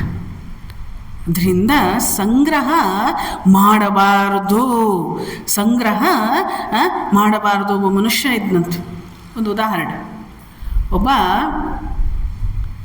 ವ್ಯಕ್ತಿ, ಯಜಮಾನ, ಭಾಳ ಶ್ರೀಮಂತ. ಹಳೆ ಕಾಲದಲ್ಲಿ ನೋಡ್ರಿ, ಕೆಳಗಡೆ ಎಲ್ಲ ಆ ನೆಲಮನೆ ಅಂತಿರ್ತಾ ಇತ್ತು. ನೆಲಮನೆ ಅಂದರೆ ಈ ಸಂಗ್ರಹ ಬುದ್ಧಿ ಅಥವಾ ಸಂಗ್ರಹ ಮಾಡಿದಂತಹ ಹಣ ಅದು ಏನಾಗ್ತದೆ, ಅದು ಒಂದೊಂದು ಸರಿ ಅವರ ಜೀವನೇ ತಗೊಂಡು ಬಿಡ್ತದೆ. ಅದಕ್ಕಾಗಿ ತಮ್ಮ ಜೀವನವನ್ನೇ ತ್ಯಾಗ ಮಾಡಿಬಿಡ್ತಾರವರು. ಆ ಮನುಷ್ಯ ಸಿಕ್ಕಾಪಟ್ಟಿ ಜಿಗ್ಗ ಇದ್ದವನು, ಜಿಪುಣ. ಹೌದು, ಜಿಪುಣ. ಅವನು ಕೆಳಗಡೆ ನೆಲಮನೆಯಲ್ಲಿ ಸುಮಾರು ಈ ವಸ್ತು ವೈಡೂರ್ಯ ದುಡ್ಡು ಎಲ್ಲ ಇಟ್ಟುಬಿಟ್ಟಿದ್ದ. ಅವನೊಂದು ಬಾಗಿಲ ಮಾಡಿದ್ದ, ಅದಕ್ಕೆ ಅವನಷ್ಟೇ ಹೋಗಬೇಕು ಆ ಬಾಗಿಲದಲ್ಲಿ. ಅಷ್ಟು ಒಂದು ಬಾಗಿಲ ಮಾಡಿದ್ದ. ಆ ಬಾಗಿಲ ಯಾರಿಗೂ ತೆಗಿಯೋದಕ್ಕೂ ಬರೋದಿಲ್ಲ, ಹಾಕೋದಕ್ಕೂ ಬರೋದಿಲ್ಲ. ಈ ಯಜಮಾನರು ಮಾತ್ರ ಒಳಗಡೆ ಹೋಗೋದು, ದಿನ ಹೋಗೋದು. ಅದನ್ನೇನು ಎತ್ತಿ ಯಾರಿಗೇನು ದಾನ ಮಾಡೋರಲ್ಲ, ಬಿಡೋರಲ್ಲ. ಸುಮ್ಮನೆ ಹೋಗೋದು, ಅದರ ದರ್ಶನ ತಗೊಳ್ಳೋದು, ಲಕ್ಷ್ಮೀ ದರ್ಶನ ತಗೊಳ್ಳೋದು, ಮೇಲಕ್ಕೆ ಬರೋದು, ಹೋಗೋದು, ಲಕ್ಷ್ಮೀ ದರ್ಶನ ತಗೊಳ್ಳೋದು, ಮೇಲಕ್ಕೆ ಬರೋದು. ಒಂದು ದಿವಸ ಏನಾಗ್ಬಿಡ್ತಪ್ಪ ಅಂತಂದರೆ, ಯಜಮಾನರು ಒಳಗಡೆ ಹೋಗಿದ್ದಾರೆ, ಬಾಗಿಲು ಮುಚ್ಕೊಂಡು ಬಿಡ್ತು. ಬಾಗಿಲು ಮುಚ್ಕೊಂಡ್ಬಿಡ್ತು. ಅವಾಗ ಕೂಗ್ತಾರೆ ಕೂಗ್ತಾರೆ ಕೂಗ್ತಾರೆ, ಕೇಳಿಸೋದೇ ಇಲ್ಲ. ನೆಲಮನೆ ಅದು, ಬಾಗಿಲು ಬೇರೆ ಮುಚ್ಚಿಬಿಟ್ಟಿದೆ. ಆ ಬಾಗಿಲ ತೆಗೆಯೋದಕ್ಕೆ ಯಾರಿಗೂ ಹೇಳೂ ಕೊಟ್ಟಿಲ್ಲ ಪುಣ್ಯಾತ್ಮ. ಯಾಕಂದ್ರೆ ಯಾರಾದರೂ ಹೋಗಿ ದುಡ್ಡು ತಕೊಂಡ್ಬಿಟ್ರೆ. ಕೂಗಿ ಕೂಗಿ ಕೂಗಿ ಕೂಗಿ ಕಡೆಗಲ್ಲೇ ಅವಸಾನ ಆಯಿತು. ಇದರ ಅರ್ಥ ಸಂಗ್ರಹ ಬೇಡ, ಸಂಗ್ರಹ ಬೇಡ. ಹರಿಯುವ ನೀರಿರಬೇಕು, ನೀರಿನಂತಿರ್ಬೇಕು. ಹಿಂಗೆ ಬರ್ತದೆಯಾ, ಹಿಂಗೆ ಹೋಗ್ತದೆ, ಹಿಂಗೆ ಬರ್ತದೆ, ಹಿಂಗೆ. ಹೌದು ಮಾತಾಜಿ, ನೀವು ಹೇಳೋದು ಸತ್ಯ. ಆದರೆ ನಾವು ಸಂಸಾರಿಗಳಲ್ಲ, ನಾವು ಒಂದಿಷ್ಟು ಸಂಗ್ರಹ ಮಾಡಲೇಬೇಕಾಗ್ತದೆ. ಎಷ್ಟು ಬೇಕೋ ಅಷ್ಟು ಮಾಡ್ಕೊಳ್ರಿ. ವಿಪರೀತ ಅದೇನೋ 1000 ಕೋಟಿ ಆಸ್ತಿ ಅಂತೆ, 1,00,000 ಕೋಟಿ ಏನೇನೋ ಹೇಳ್ತಾರೆ, ಅದು ಅನ್ನೋದಕ್ಕೂ ಬರೋದಿಲ್ಲ ನಮ್ಗೆ. ಅಷ್ಟೆಲ್ಲ ಯಾಕೆ ಬೇಕು? ಹೌದಲ್ವ? ಅದರಿಂದ ಸಂಗ್ರಹ ಬುದ್ಧಿ ಒಳ್ಳೆಯದಲ್ಲ. ಎಲ್ಲ ಸಂಗ್ರಹ ಮಾಡಿಡ್ತಾನೆ, ಅವೇ ಅವನ ದುಃಖಕ್ಕೆ ಕಾರಣವಾಗುತ್ತವೆ. ಆದರೆ ಅಕಿಂಚನನು ಅಪರಿಗ್ರಹನು ಆದ ವಿದ್ವಾಂಸನು ಆನಂದವನ್ನು ಅನುಭವಿಸ್ತಾನೆ. ಹೌದು, ಆರಾಮಾಗಿರ್ತೇವೆ. ಸನ್ಯಾಸಿಗಳಾಗಲಿ ಅವಧೂತರಾಗಲಿ ಎಲ್ಲ ಆರಾಮ. ಅದನ್ನು ನೋಡಿನೇ ಅದು ಮಹಾರಾಜ ಕೇಳಿದ ದತ್ತಾತ್ರೇಯರನ್ನ, ಎಷ್ಟು ಆರಾಮಾಗಿದ್ದೀರಿ ನೀವು, ಎಷ್ಟು ಖುಷಿಯಲ್ಲಿದ್ದೀರಿ ನೀವು, ಎಷ್ಟು ಆನಂದವನ್ನು ಅನುಭವಿಸ್ತಿದ್ದೀರಿ, ಗೊತ್ತೇನೋ ಅಂತ ಕೇಳಿದ ಇದು ಮಹಾರಾಜ. ಹೌದು. ಆದ್ದರಿಂದ ಎಲ್ಲವನ್ನೂ ಸರ್ವಸಂಗ ಪರಿತ್ಯಾಗವನ್ನು ಎಲ್ಲವನ್ನೂ ಬಿಟ್ಟವ್ರು ಯಾಕೆ ಆನಂದದಿಂದ ಇರ್ತಾರೆ ಅಂತಂದರೆ, ಅವ್ರ ಹಿಂದೆ ಯಾರೂ ಬೆನ್ನತ್ತೋದಿಲ್ಲ. ದುಡ್ಡಿಗಾಗಿ. ಹೌದು, ಅದರಿಂದ ಹೇಳ್ತಾರೆ ವಿದ್ವಾಂಸರು ಆನಂದವನ್ನು ಅನುಭವಿಸ್ತಾರೆ. ಯಾಕಂತ ಹೇಳಿದರೆ ಅವ್ರು ಯಾವುದಕ್ಕೂ ಅಂಟುಕೊಳ್ಳೋದಿಲ್ಲ. ಹೌದು, ಆದ್ದರಿಂದ ಶ್ರೇಯೋಕಾಮಿ ಮನುಷ್ಯನು ಸಂಗ್ರಹದಿಂದ ದೂರ ಉಳಿಯಬೇಕು. ಶ್ರೇಯೋಕಾಮಿ ಮನುಷ್ಯ ಅಂತಂದರೆ ಯಾರು ಶ್ರೇಯಸ್ಸನ್ನು ಹೊಂದೋದಕ್ಕೆ ಇಚ್ಛೆ ಪಡ್ತಾರೆ ಅವರು ಸಂಗ್ರಹವನ್ನು ಮಾಡಬಾರದು. ಸಂಗ್ರಹ ಬುದ್ಧಿ ಒಳ್ಳೆಯದಲ್ಲ ಅಂಥೇಳಿ ಯಾರು ಶ್ರೇಯಸ್ಸನ್ನು ಹೊಂದೋದಕ್ಕೆ ಇಚ್ಛೆ ಪಡ್ತಾರೆ. ಇಲ್ರಿ ನಾವು ಅದರಲ್ಲೇ ಇರ್ತೇವೆ, ಅದರಲ್ಲೇ ತೊಳಲ್ತೇವೆ, ಅದರಲ್ಲೇ ಬಳಲ್ತೇವೆ, ಅದರಲ್ಲೇ ಇರ್ತೇವೆ ಅನ್ನೋರು ಸಂಗ್ರಹ ಮಾಡ್ಕೊಳ್ಬೋದು, ತೊಂದರೆ ಇಲ್ಲ. ಹೌದು, ಆದರೆ ಯಾರು ಶ್ರೇಯೋಕಾಮಿಯಾಗಿರ್ತಾರೆ, ಶ್ರೇಯಸ್ಸನ್ನು ಹೊಂದೋದಕ್ಕೆ ಇಚ್ಛೆ ಪಡ್ತಾರೆ, ಅವರು ಸಂಗ್ರಹವನ್ನು ಮಾಡಬಾರದು. ಹೀಗೆ ಒಂದು ಕುರುರ ಪಕ್ಷಿಯ ಒಂದು ಉದಾಹರಣೆಯನ್ನು ಹೇಳ್ತಾರೆ ದತ್ತಾತ್ರೇಯರು. ಈ ಸಂಗ್ರಹದ ಬಗ್ಗೆ ಬರ್ತದೆ. ಶ್ರೀಮತಿ ಶಾರದಾದೇವಿಯವ್ರ ಜೀವನದಲ್ಲಿ ಒಂದು ಘಟನೆ ಬರ್ತದೆ. ಎಷ್ಟು ನಿರಾಸಕ್ತಿ ಶ್ರೀಮತಿ ಶಾರದಾದೇವಿಯವರಿಗೆ, ಅದನ್ನು ನೋಡ್ತೇವೆ ನಾವು. ಒಬ್ಬರು ಮಾರ್ವಾಡಿ. ಆ ಮಾರ್ವಾಡಿ ಏನು ಮಾಡ್ತಾನೆ, ಬಂದು 10,000 ರೂಪಾಯಿ ಕೊಡ್ತಾನೆ. ಅವಾಗಿನ ಕಾಲದ 10,000 ಈಗ ಎಷ್ಟಾಗ್ಬೋದು? ಹತ್ರ 1,00,000 ಅಥವಾ ಏನು 10 ಲಕ್ಷ ಆಗ್ತದೆ. ಯಾಕಂದರೆ ಅವಾಗ ದುಡ್ಡಿಗೆ ಬಹಳ ಬೆಲೆ ಇತ್ತು. 10,000 ರೂಪಾಯಿ ಕೊಡೋದಕ್ಕೆ ಬಂದ. ಶ್ರೀರಾಮಕೃಷ್ಣರ ಹತ್ರ ಬಂದು ಹೇಳಿದ, ಠಾಕೂರ್ ನಾನು ಇದನ್ನು ನಿಮಗೆ ಕೊಡಬೇಕು ಅಂದ್ಕೊಳ್ತಾ ಇದ್ದೇನೆ ಅಂಥೇಳಿ. ಶ್ರೀರಾಮಕೃಷ್ಣರು ಕಾಮಕಾಂಚನ ತ್ಯಾಗಿಗಳು, ದುಡ್ಡನ್ನು ಮುಟ್ಟಿದವರಲ್ಲ. ನರೇಂದ್ರ ಒಂದ್ಸಲಿ ಪರೀಕ್ಷೆ ಮಾಡ್ತಾನೆ. ನರೇಂದ್ರ ಏನು ಕಡಿಮೆ ಇರಲಿಲ್ಲ, ಒಮ್ಮಿಗ್ಲೇನು ಶ್ರೀರಾಮಕೃಷ್ಣರನ್ನ ಗುರು ಅಂಥೇಳಿ ಒಪ್ಕೊಳ್ಳಿಲ್ಲ. ನರೇಂದ್ರನಿಗೆ ಕುತೂಹಲ, ಇವರು ರಾಮಕೃಷ್ಣರು ಹುಚ್ಚು ಪೂಜಾರಿ ಬೇರೆ ಅಂತ ಇದ್ರು ಜನ ಎಲ್ಲ, ಇವರಿಗೆ ಕಾಮಕಾಂಚನ ತ್ಯಾಗ ಅಂತೇಳಿ ಇಷ್ಟೆಲ್ಲ ಹೇಳ್ತಾರಲ್ಲ ಇವರು, ಹಂಗಿದ್ರೆ ಒಂದ್ಸಲಿ ಪರೀಕ್ಷೆ ಮಾಡೇ ಬಿಡೋಣ ಅಂತ ಅನ್ನಿಸ್ತವನಿಗೆ. ಏನು ಮಾಡಿದ ನರೇಂದ್ರ, ಒಂದು ಕಾಯಿನ್ ತಗೊಂಡ. 10 ಪೈಸೆದ್ದೋ 20 ಪೈಸೆದ್ದೋ ಒಂದು ಕಾಯಿನ್ ತಗೊಂಡ. ಏನೋ ಒಂದಾಣೆ ಆವಾಗಿನ ಕಾಲಕ್ಕೆ. ಅದನ್ನ ತಗೊಂಡು ಏನು ಮಾಡಿದ ಶ್ರೀರಾಮಕೃಷ್ಣರು, ಇನ್ನೇನು ಬರೋರಿದ್ರು, ಆ ಒಂದು ಅವ್ರಿಗೆ 2 ಮಂಚಗಳಿತ್ತು. ಚಿಕ್ಕ ಮಂಚದ ಮೇಲೆ ಕೂತ್ಕೊಳ್ತಾ ಇದ್ರು. ಆ ಚಿಕ್ಕ ಮಂಚದ ಕೆಳಗಡೆ, ಆ ಹಾಸಿಗೆ ಕೆಳಗಡೆ ಇಟ್ಟುಬಿಟ್ಟ. ನೋಡೋಣ ಪರೀಕ್ಷೆ ಮಾಡೋಣ ಅಂಥೇಳಿ. ಅವಾಗ ಶ್ರೀರಾಮಕೃಷ್ಣರು ಏನು ಮಾಡಿದರು, ಇನ್ನೇನು ಬಂದು ಕೂತ್ಕೊಳ್ಬೇಕು ಶ್ರೀರಾಮಕೃಷ್ಣರು, ಥಟ್ ಅಂತೇಳಿ ಎದ್ದು ಓಡೋಗ್ಬಿಟ್ಟು ಶ್ರೀರಾಮಕೃಷ್ಣರು. ಏನಾಯ್ತು ಅಂತ ಕೇಳುವಂಥ ಸಂದರ್ಭದಲ್ಲಿ ಶ್ರೀರಾಮಕೃಷ್ಣರು ಹೇಳ್ತಾರೆ, ಚೇಳು ಕುಟುಕಿದ ಉಪಾದಿಯಲ್ಲಿ ನನಗೆ ಅನುಭವ ಆಯಿತು. ಅಷ್ಟು ತ್ಯಾಗಿಗಳು ರಾಮಕೃಷ್ಣರು. ಅವರಿಗೆ ಈ ಮಾರ್ವಾಡಿ ಬಂದು 10,000 ರೂಪಾಯಿ ಕೊಡ್ತಾ ಇದ್ದ. 10,000 ರೂಪಾಯಿ ಕೊಡುವಂಥ ಸಂದರ್ಭ ಶ್ರೀರಾಮಕೃಷ್ಣರು ಹೇಳಿದರು, ನನಗಂತೂ ಬೇಡ, ಶ್ರೀಮಾತೆಯವ್ರನ್ನ ಪರೀಕ್ಷೆ ಮಾಡ್ತಾರೆ. ಹೌದು, ರಾಮಕೃಷ್ಣರು ಶ್ರೀಮಾತೆಯವ್ರನ್ನ ಪರೀಕ್ಷೆ ಮಾಡ್ತಾರೆ. ಶಾರದೆ ಅಂಥೇಳಿ ಕರೆದು, ಶ್ರೀಮಾತೆಯವ್ರನ್ನ ಕರಿ ಅವಳನ್ನು ಅಂಥೇಳಿ ಹೇಳಿ ಕರೆದು ಹೇಳ್ತಾರೆ, ಇವರು 10,000 ರೂಪಾಯಿ ಕೊಡೋದಕ್ಕೆ ಬಂದಿದ್ದಾರೆ, ನೀನು ಬೇಕಿದ್ರೆ ತಗೊಳ್ಬಹುದು ಅಂಥೇಳಿ. ಹೌದು, ಹೆಣ್ಣು ಮಕ್ಕಳಿಗೆ ಸಂಗ್ರಹ ಬುದ್ಧಿ ಸ್ವಲ್ಪ ಜಾಸ್ತಿ ಅಂತ ಇಟ್ಕೊಳ್ಳೋಣ ಅಲ್ಲ. ಅದರಿಂದ ಅವ್ರು ಯಾಕೆ ಸಂಗ್ರಹ ಮಾಡ್ತಾರೆ ಪಾಪ, ಮಕ್ಕಳಿಗೆಲ್ಲ ಒಳ್ಳೆಯದಾಗಲಿ. ಆವಾಗ ಮಕ್ಕಳು ಇವರನ್ನೇ ಕಾಡೋದು, ತಂದೆಯನ್ನು ಕಾಡೋದಿಲ್ಲ ಅಲ್ಲ. ಒಂದಿಷ್ಟೆಲ್ಲ ಇರ್ತದೆ ಅದು ಅಂಡರ್ಸ್ಟ್ಯಾಂಡಿಂಗ್. ಅದಕ್ಕೆ ಇವರು ಹೇಳಿದರು, ಬೇಕಿದ್ರು ತಗೋ. ಶ್ರೀಮಾತೆಯವರು ಹೇಳಿದರು ಏನಪ್ಪ ಅಂತಂದರೆ, ನನಗೆ ಬೇಡ, ಯಾವುದು ನಿಮಗೆ ಬೇಡವೋ ಅದು ನನಗೂ ಬೇಡ. ಹೌದು, ಯಾಕಂದರೆ ನಾನು ತಗೊಂಡ್ರೆ ಅದನ್ನ ಉಪಯೋಗಿಸೋದು ಯಾರಿಗೆ? ನಿಮ್ಮ ಒಂದು ಕಾರ್ಯಕ್ಕೆ. ಅದರಿಂದ ನನಗೂ ಅದು ಬೇಡ ಅಂಥೇಳಿ ನಿರಾಕರಿಸ್ಬಿಟ್ರು ಶ್ರೀಮಾತೆಯವರು. ಆಮೇಲೆ ಇನ್ನೊಂದು ಘಟನೆ ಬರ್ತದೆ. ಎಷ್ಟು ನಿರಾಸಕ್ತಿ ಶ್ರೀಮಾತೆಯವರಿಗೆ. ಅದರಿಂದನೇ ಅಷ್ಟು ಆನಂದದಲ್ಲಿದ್ದರು ಶ್ರೀಮಾತೆ ಶಾರದಾದೇವಿಯವರು. ಒಬ್ಬಳು ಯಾರೋ ಬಂದ್ಲಂತೆ, ಹೇಳಿದ ಶ್ರೀಮಾತೆಯವರಿಗೆ, ನೋಡು ರಾಮಕೃಷ್ಣರನ್ನ ನನಗೆ ಮದುವೆ ಮಾಡಿಕೊಡಬೇಕು ಅಂತ ಹೇಳಿ ಅನ್ಕೊಳ್ತಾ ಇದ್ರು. ಈಗೇನು ನಿಮಗೆಲ್ಲ ಸ್ವೀಟು ಹಣ್ಣು ಏನೇನು ತಂದು ಕೊಡ್ತಾ ಇದ್ದಾರಲ್ಲ ಭಕ್ತರೆಲ್ಲ, ಅದೆಲ್ಲ ನನಗೇ ಬರ್ತಾ ಇತ್ತು, ಏನೋ ತಪ್ಪು ಹೋಗ್ಬಿಡ್ತು ಅಂದ್ಲಂತೆ ಆ ಹೆಂಗಸು. ಹೌದು, ಶ್ರೀಮಾತೆಯವರು ಏನು ಮಾಡಿರಬೇಕು? ಸಾಧಾರಣರಾಗಿದ್ದರೆ ಸಿಟ್ಟು ಮಾಡ್ಕೊಂಡಿರೋರು ಏನು ಹೇಳ್ತಾ ಇದ್ದಿ, ಏನು ಮಾತಾಡ್ತಾ ಇದ್ದಿ? ಶ್ರೀಮಾತೆಯವರು ಅವ್ರಿಗೆ ಸಂಗ್ರಹ ಬುದ್ಧಿ ಇಲ್ಲ, ನಂದನ್ನೋದಿಲ್ಲ, ಇದೆಲ್ಲ ನಂದೇ, ನಾನೇ ಇಟ್ಕೊಳ್ಬೇಕು ಅನ್ನೋದಿಲ್ಲ. ಶ್ರೀಮಾತೆಯವ್ರು ಏನು ಮಾಡಿಬಿಟ್ರು, ಏನೇನು ಬಂದಿತ್ತೋ ತಗೋ ಇದೆಲ್ಲ ನಿನಗೆ ಅಂಥೇಳಿ ಕೊಟ್ಟುಬಿಟ್ರು ಶ್ರೀಮಾತೆಯವರು. ಅಂತಂದರೆ ಸಂಗ್ರಹ ಬುದ್ಧಿ ಇಲ್ಲ. ಇನ್ನೊಂದು ಘಟನೆ ವಿವೇಕಾನಂದರ ಜೀವನದಲ್ಲಿ, ಅಂದರೆ ಎಷ್ಟು ನಿರಾಸಕ್ತಿ. ವಿವೇಕಾನಂದರು ಪಾಶ್ಚಾತ್ಯಕ್ಕೆ ಹೋದಂಥ ಸಂದರ್ಭದಲ್ಲಿ ಒಂದು ಬಂಗಾರದ ವಾಚನ್ನು ಕೊಟ್ಟಿದ್ರು ಯಾರು. ಬಹಳ ಚೆಂದ ಇತ್ತು ಅದು ವಾಚ್ ನೋಡೋದಕ್ಕೆ. ಆ ಕೆಲಸದವನು ಕೆಲಸ ಮಾಡೋದಕ್ಕೆ ಬಂದಂಥ ಸಂದರ್ಭದಲ್ಲಿ ಹೇಳಿದ, ವಾಚ್ ಬಹಳ ಚೆನ್ನಾಗಿದೆ ಸ್ವಾಮೀಜಿ, ಬಂಗಾರದ್ದ ಅಂತ ಕೇಳಿದ ಅವನು. ಹೌದು, ನಿನಗಿಷ್ಟ ಆಯ್ತೇನೋ ಅಂತ ಕೇಳಿದ್ರು ಸ್ವಾಮೀಜಿ.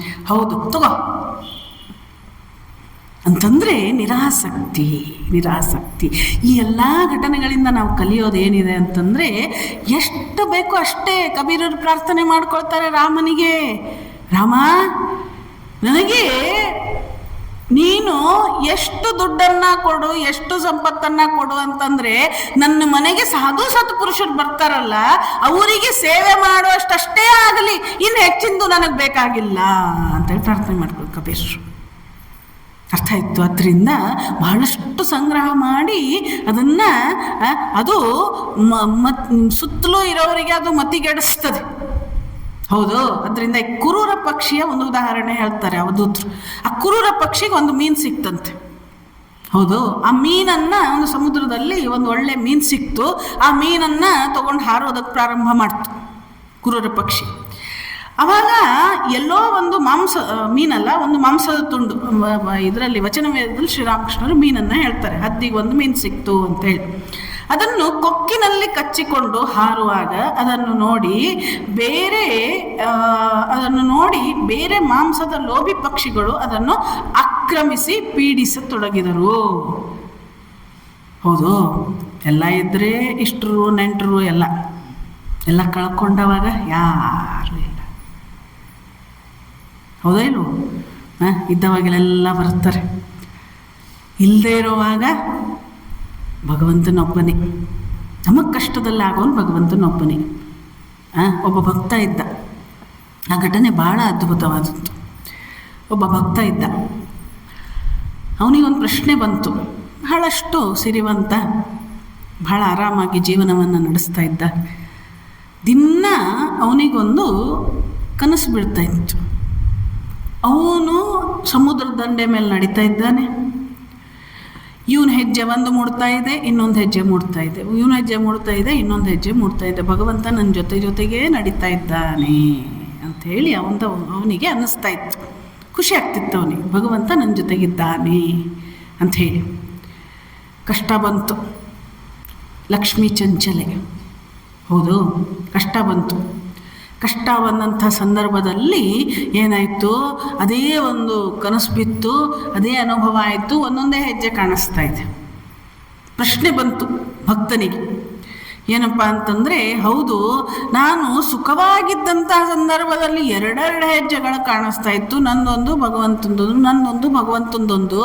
ಈಗ ಒಂದೊಂದೇ ಹೆಜ್ಜೆ ಕಾಣಿಸ್ತಾ ಇದೆ ಅಲ್ಲ, ಹಾಗಿದ್ರೆ ಭಗವಂತ ನನ್ನ ಕೈ ಬಿಟ್ಟುಬಿಟ್ನೇನೋ ಅಂತ ಹೇಳಿ. ಭಗವಂತ ಕೈ ಬಿಡೋದಿಲ್ಲ, ಮನುಷ್ಯರ ಕೈ ಬಿಡೋದು. ಅರ್ಥ ಆಯಿತು. ಅದರಿಂದ ಆ ಭಗವಂತನ ಹೆಜ್ಜೆ ಒಂದೊಂದೇ ಕಾಣಿಸ್ತಾ ಇತ್ತಲ್ಲ. ಆವಾಗ ಆ ಭಗವಂತನಿಗೆ ಕೇಳಿದ ಅವನು, ಭಗವಂತ ನೀನು ಕೈ ಬಿಟ್ಟಿಯೇನೋ ನನ್ನನ್ನು? ಇಷ್ಟು ದಿವಸದವರೆಗೂ ಎರಡು ಹೆಜ್ಜೆಗಳು ಕಾಣ್ತಾ ಇತ್ತು ನನಗೆ, ಆದರೆ ಇವತ್ತು ನನಗೆ ಒಂದೊಂದೇ ಹೆಜ್ಜೆಗಳು ಕಾಣ್ತಾ ಇದೆ, ನೀನು ನನ್ನನ್ನು ಬಿಟ್ಟುಬಿಟ್ಟಿಯಾ ಅಂಥೇಳಿ. ಭಗವಂತ ಅಂದನಂತೆ, ಮಗು ನಾನು ನಿನ್ನನ್ನು ಬಿಟ್ಟಿಲ್ಲ, ಆ ಒಂದೊಂದು ಹೆಜ್ಜೆಗಳು ನಂದೇ ಹೆಜ್ಜೆಗಳು, ನಾನು ನಿನ್ನನ್ನು ಎತ್ತುಕೊಂಡು ನಡೀತಾ ಇದ್ದೇನೆ ಅಂತ ಹೇಳಿ. ಅರ್ಥ ಆಯಿತು. ಆದ್ದರಿಂದ ಕಷ್ಟದಲ್ಲಿ ಭಗವಂತ ಬಿಡೋನಲ್ಲ. ಕಷ್ಟದಲ್ಲಿ ಬಿಡೋರು ಯಾರು? ಬಂಧು ಬಾಂಧವರು. ಅರ್ಥ ಆಯಿತು. ಆದ್ದರಿಂದ ಈ ಒಂದು ನಿಟ್ಟಿನಲ್ಲಿ ಆ ಕುರೂರ ಪಕ್ಷಿಯ ಉದಾಹರಣೆ ಬಹಳ ಅದ್ಭುತ. ಅದರಿಂದ ಏನಾಗ್ತದೆ, ಆ ಕುರೂರ ಪಕ್ಷಿ ಒಂದು ಮಾಂಸದ ತುಂಡನ್ನು ಹಿಡ್ಕೊಂಡಿತ್ತು. ಇನ್ನು ಉಳಿದಿದ್ದ ಪಕ್ಷಿಗಳೆಲ್ಲ ಅದಕ್ಕೆ ಏನಪ್ಪ ಅಂತಂದರೆ ಪೀಡಿಸೋದಕ್ಕೆ ಪ್ರಾರಂಭ ಮಾಡಿದರು. ನನಗೆ ಬೇಕು ಈ ಪಕ್ಷಿಗಳು ಜಗಳ ಮಾಡ್ತಾ ಇರ್ತದೆ ನೋಡ್ರಿ, ಅಲ್ಲ ಆ ಥರ. ಅವಾಗ ಆ ಪಕ್ಷಿಗೆ ಅನ್ನಿಸ್ತು, ಈ ಮಾಂಸದ ತುಂಡಿದ್ದರಿಂದ ನನ್ನನ್ನು ಹರಿದು ತಿನ್ನೋದಕ್ಕೆ ಇವರು ಸನ್ನದ್ಧರಾಗಿದ್ದಾರೆ. ಹೌದು. ಆಸ್ತಿ ವಿಚಾರ, ಆಸ್ತಿ ಇತ್ತು ಅಂತಂದರೆ ಮನೆಯಲ್ಲಿ ಕೋಲಾಹಲ. ಹೌದು, ನನಗೆ ಜಾಸ್ತಿ ಬೇಕು, ನನಗದು ಬೇಕು, ನನಗಿದು ಬೇಕು ಅಂಥೇಳಿ ಶ್ರೀರಾಮಕೃಷ್ಣ ವಚನದಲ್ಲಿ ಹೇಳ್ತಾರೆ. ಇಬ್ಬರು ಅಣ್ಣ ತಮ್ಮಂದ್ರೆ ಜಗಳ ಮಾಡ್ತಾಯಿದ್ರು. ಅವ್ರು ಹೇಳ್ತಾ ಇದ್ರಂತೆ, ಈ ಒಂದು ಗೇಣ ಜಾಗ ನಂದು. ಈ ಗೇಣ ಜಾಗಕ್ಕೂ ಜಗಳ ಮಾಡ್ತಾರೆ ಜನ. ಹೋಗುವಾಗ ಏನು ತೊಗೊಂಡು ಹೋಗೋದಿಲ್ಲ. ನಾನು ತಮಾಷೆಗೆ ಹೇಳ್ತಾ ಇರ್ತೇನೆ, ಏನಪ್ಪ ಅಂತಂದರೆ 25 ಲಕ್ಷದ ಒಂದು ಕಾರ್ ಇರ್ತದೆ ಅಂತ ಇಟ್ಕೊಳ್ರಿ, ತೊಗೊಂಡ್ರಿ ಶ್ರೀಮಂತರು. ಈಗ ಬ್ಲ್ಯಾಕ್ ಎಲ್ಲ ವೈಟ್ ಮಾಡಬೇಕಲ್ಲ, ಈಗಿನ ಒಂದು ಪರಿಸ್ಥಿತಿ ಹೇಳ್ತಾ ಇದ್ದೇನೆ ನಾನು. ಹೌದಾ ಇಲ್ಲೋ? ಒಂದು 25 ಲಕ್ಷದ ಒಂದು ಕಾರ್ ತೊಗೊಂಡ್ರು. ಏನು ಸಾಯ್ಲೇಬೇಕಲ್ಲ, ಹುಟ್ಟಿದವ್ರು ಸಾಯ್ಲೇಬೇಕು. 25 ಲಕ್ಷದ ಕಾರ್ ತೊಗೊಂಡು ಯಜಮಾನರು ಸತ್ತೋದ್ರು. ಹೌದು. ಆ 25 ಲಕ್ಷದ ಕಾರಲ್ಲಿ ಯಜಮಾನರು ಶವವನ್ನು ತೊಗೊಂಡು ಹೋಗ್ತಾರೇನ್ರಿ? ಹೋಗೋದಿಲ್ಲ. ಏನಂತಾರೆ? ಮೈಲಿಗೆ ಆಗ್ತದೆ ಅಂತಾರೆ. ತಗೊಂಡವ್ರು ಯಾರು? ಅದೇ ಮನುಷ್ಯ. ಹೌದಾ ಇಲ್ವೋ? ಕಡೆಗೆ ತೊಗೊಂಡು ಹೋಗೋದು ಎದರಲ್ಲಿ? ಮೊದಲಿಗೆ 4 ಜನ ಹೊತ್ಕೊಳ್ತಾ ಇದ್ರು, ಈಗ ಓಂ ನಮ ಶಿವ ಗಾಡಿ ಬರ್ತದೆ, ಗಾಡಿಯಲ್ಲಿ ತೊಗೊಂಡು ಹೋಗ್ತಾರೆ. ಹೌದು, ಇದು ಜೀವನ. ಇಷ್ಟೇ. ಅರ್ಥ ಆಯ್ತು? ಆದ್ದರಿಂದ ಯಾವುದೂ ಶಾಶ್ವತ ಅಲ್ಲ, ಯಾವುದು ಶಾಶ್ವತ ಅಲ್ಲ. ಅದಕ್ಕೆ ಶ್ರೀರಾಮಕೃಷ್ಣರು ಹೇಳ್ತಾರೆ, ಈ ಗೇಣು ಜಾಗಕ್ಕೆ, ಆ ಗೇಣು ಜಾಗ ತೊಗೊಂಡು ಏನು ಮಾಡೋದ್ರಪ್ಪ? ಹೌದು, ಅಲ್ಲಿ ಹೋದ ಮೇಲೆ ಏನಾದರೂ ಶವ ಸಂಸ್ಕಾರ ಮಾಡ್ತಾರ, ಸಮಾಧಿ ಕಟ್ತಾರೆ, ಏನು ಮಾಡೋದಕ್ಕಾಗ್ತದೆ? ಜಗಳ ಮಾಡ್ತಾರೆ. ಶ್ರೀರಾಮಕೃಷ್ಣರು ಹೇಳ್ತಾರೆ, ಭಗವಂತ ನಗ್ತಿದ್ನಂತೆ. 2 ಸಂದರ್ಭಗಳಲ್ಲಿ ಭಗವಂತ ನಗ್ತಾನೆ. ಒಂದು, ಈ ಜಗಳ ಆಗುವಂಥ ಸಂದರ್ಭದಲ್ಲಿ ಭಾಳ ಜಗಳ ಆಗ್ತದ್ರಿ. ಅದು ಎಲ್ಲಿವರೆಗೂ ಹೋಗ್ತದೆ ಅಂದ್ರೆ ಒಬ್ರನ್ನೊಬ್ರು ಹೊಡ್ಕೊಂಡ್ಬಿಡ್ತಾರೆ, ಒಬ್ರನ್ನೊಬ್ರು ಕೊಲೆ ಮಾಡ್ತಾರೆ, ಇರಲಿ, ಅಲ್ಲಿವರೆಗೂ ಹೋಗ್ಬಿಡ್ತದೆ. ಇನ್ನೊಂದು ಸಂದರ್ಭ ಯಾವುದಪ್ಪ ಅಂತಂದರೆ, ವೈದ್ಯರು ಹೇಳ್ತಾರಂತೆ, ನಿನ್ನ ಮಗನನ್ನು ನಾನು ಉಳಿಸ್ಕೊಡ್ತೇನೆ. ಹೌದಾ? ಇವತ್ತು ವೈದ್ಯಕೀಯ ವೃತ್ತಿ ಯಾವ ಮಟ್ಟಕ್ಕೆ ಇಳಿದಿದೆ? ಹೌದೋ ಇಲ್ವೋ? ಶವಗಳನ್ನು ಹಾಗೆ ಇಡ್ತಾರೆ. ಏನು ಹಾಕಿ ಅದು ಹಾಕ್ತಾರಲ್ಲ, ವೆಂಟಿಲೇಟರ್ ಹಾಕಿ ಹಾಗೆ ಇಡ್ತಾರೆ. ವಾರ ಜಗ್ತಾರೆ, 15 ದಿವಸ ಜಗ್ತಾರೆ. ನೀವು ವೆಂಟಿಲೇಟರ್ ತೆಗೆದ್ರೋ ಸತ್ತು ಹೋಗ್ಬಿಡ್ತಾರೆ, ಸತ್ತೇ ಹೋಗಿರ್ತಾರೆ ಅವರು. ಹೌದು, ಇದು ಪರಿಸ್ಥಿತಿ. ಹೌದು. ಅದರಿಂದ ಆ ವೈದ್ಯರು ಹೇಳ್ತಾರಂತೆ, ಏನಪ್ಪ ಅಂತಂದರೆ, ನೋಡ್ರಿ, ನೀವು ಯೋಚನೆ ಮಾಡಬೇಡ್ರಿ, ನಿಮ್ಮ ಮಗನನ್ನು ನಾನು ಉಳಿಸ್ಕೊಡ್ತೇನೆ. ಭಗವಂತ ನಗ್ತಾನಂತೆ. ಮೊದಲನೇ ಸರಿ ಯಾಕೆ ನಗ್ತಾನೆ ಭಗವಂತ ಅಂತಂದರೆ, ಇಡೀ ಜಗತ್ತು ನಂದು, ಇಡೀ ಜಗತ್ತು ನಂದು. ಒಂದು ಗೇಣು ಜಾಗಗೋಸ್ಕರ ಇವರು ಜಗಳ ಮಾಡ್ತಾ ಇದ್ದಾರೆ, ನಂದು ನಿಂದು ಅಂತ ಹೇಳಿ. ಅವಾಗ ಒಂದ್ಸರಿ ನಗ್ತಾನೆ, ಇನ್ನೊಂದು ಸರಿ ನಗ್ತಾನೆ. ವೈದ್ಯರು ಹೇಳ್ತಾರಲ್ಲ, ಮಗನನ್ನ ಉಳಿಸ್ಕೊಡ್ತೇನೆ ಅಂತ ಹೇಳಿ ಭಗವಂತ ನಗ್ತಾನಂತೆ. ಅಯ್ಯೋ ಹುಚ್ಚು ವೈದ್ಯ ಇವನು, ಯಾಕಂದ್ರೆ ಹುಟ್ಟು ಸಾವು ನನ್ನ ಕೈಯಲ್ಲಿ ಹೆಂಗೆ ಉಳಿಸೋದಕ್ಕೆ ಸಾಧ್ಯ ಇದೆ? ಅದಕ್ಕೆ ವೈದ್ಯರು ಕೂಡ ವೈದ್ಯ ನಾರಾಯಣ ಹರಿಹಿ ಅಂತ ಹೇಳ್ತಾರೆ, ಇಲ್ಲ ಅಂತಲ್ಲ. ಇಲ್ಲಿ ಸುಮಾರು ಜನ ಇದ್ದಾರೆ. ಆದರೆ ಅವರು ಕೂಡ ಏನಪ್ಪ ಅಂತಂದರೆ, ಒಂದು ಕ್ಷಣಕ್ಕೆ ಕೈ ಚೆಲ್ಲಿ ಕೂತ್ಕೊಂಡು ಬಿಡ್ತಾರೆ. ಇನ್ನು ಭಗವಂತನ ಇಚ್ಛೆ ಪ್ರಾರ್ಥನೆ ಮಾಡ್ಕೊಳ್ರಿ, ನಮ್ಮ ಕೈಯಲ್ಲಿ ಏನಿಲ್ಲ ಅಂಥೇಳಿ. ಅಂತಂದರೆ ಎಲ್ಲ ಭಗವಂತನ ಇಚ್ಛೆ. ಅರ್ಥ ಆಯಿತು? ಅದರಿಂದ ಎಲ್ಲ ಇದ್ದವಾಗಲೇ ನೆಂಟರು, ಇಷ್ಟರು, ಸಂಬಂಧಿಗಳು, ಇನ್ನು ಮಕ್ಕಳು ಯಾರ್ಯಾರಿದ್ದಾರೋ ಎಲ್ಲ. ಹೌದು. ಇನ್ನಿಲ್ಲದೆ ಇರೋ ಸಂದರ್ಭದಲ್ಲಿ ಏನೂ ಇಲ್ಲ. ಒಬ್ಬರು ಅಜ್ಜಿ ಇದ್ದರು. ಆ ಅಜ್ಜಿ ಒಂದು ಟ್ರಂಕ್ ಇರ್ತಿತ್ತು ನೋಡ್ರಿ. ಅವಾಗಿನ ಕಾಲದಲ್ಲಿ ಟ್ರಂಕ್ ಗೊತ್ತಾ ನಿಮಗೆ? ಬ್ಯಾಗ್ ಥರ ಇರ್ತಿತ್ತು. ಹೌದು, ಟ್ರಂಕ್ ಇಟ್ಕೊಂಡಿದ್ಲಂತ ಅಜ್ಜಿ. ಆ ಟ್ರಂಕನ್ನು ಸುಮ್ಮನೆ ತೆಗೆಯೋದು, ಮಕ್ಕಳೆಲ್ಲ ಇದ್ದರು, ಒಂದು 3-4 ಜನ ಮಕ್ಕಳಿದ್ರು. ಸುಮ್ಮನೆ ತೆಗೆಯೋದು, ನೋಡೋದು, ಇಡೋದು, ತೆಗೆಯೋದು, ನೋಡೋದು, ಇಡೋದು. ಮಕ್ಕಳೆಲ್ಲ ಅಂದ್ಕೊಂಡ್ರಂತೆ, ಅಯ್ಯೋ ನಮ್ಮ ತಾಯಿಗೆ ಭಾಳಷ್ಟು ಆಸ್ತಿ ಇದೆ, ಏನೋ ಇಟ್ಟಿದ್ದಾಳೆ ಅದರಲ್ಲಿ ಅಂಥೇಳಿ. ಪಾಪ ಅಜ್ಜಿ ಕಡೆ ಕಾಲ ಬಂತು, ಇನ್ನೇನು ಹಾಸಿಗೆ ಹಿಡಿದು ಬಿಟ್ಟಿದ್ದಾಳೆ. ಚೆನ್ನಾಗಿ ಸೇವೆ ಮಾಡಿದರು ಮಕ್ಕಳೆಲ್ಲ. ಯಾಕೆ ಸೇವೆ ಮಾಡಿದರು? ಟ್ರಂಕ್.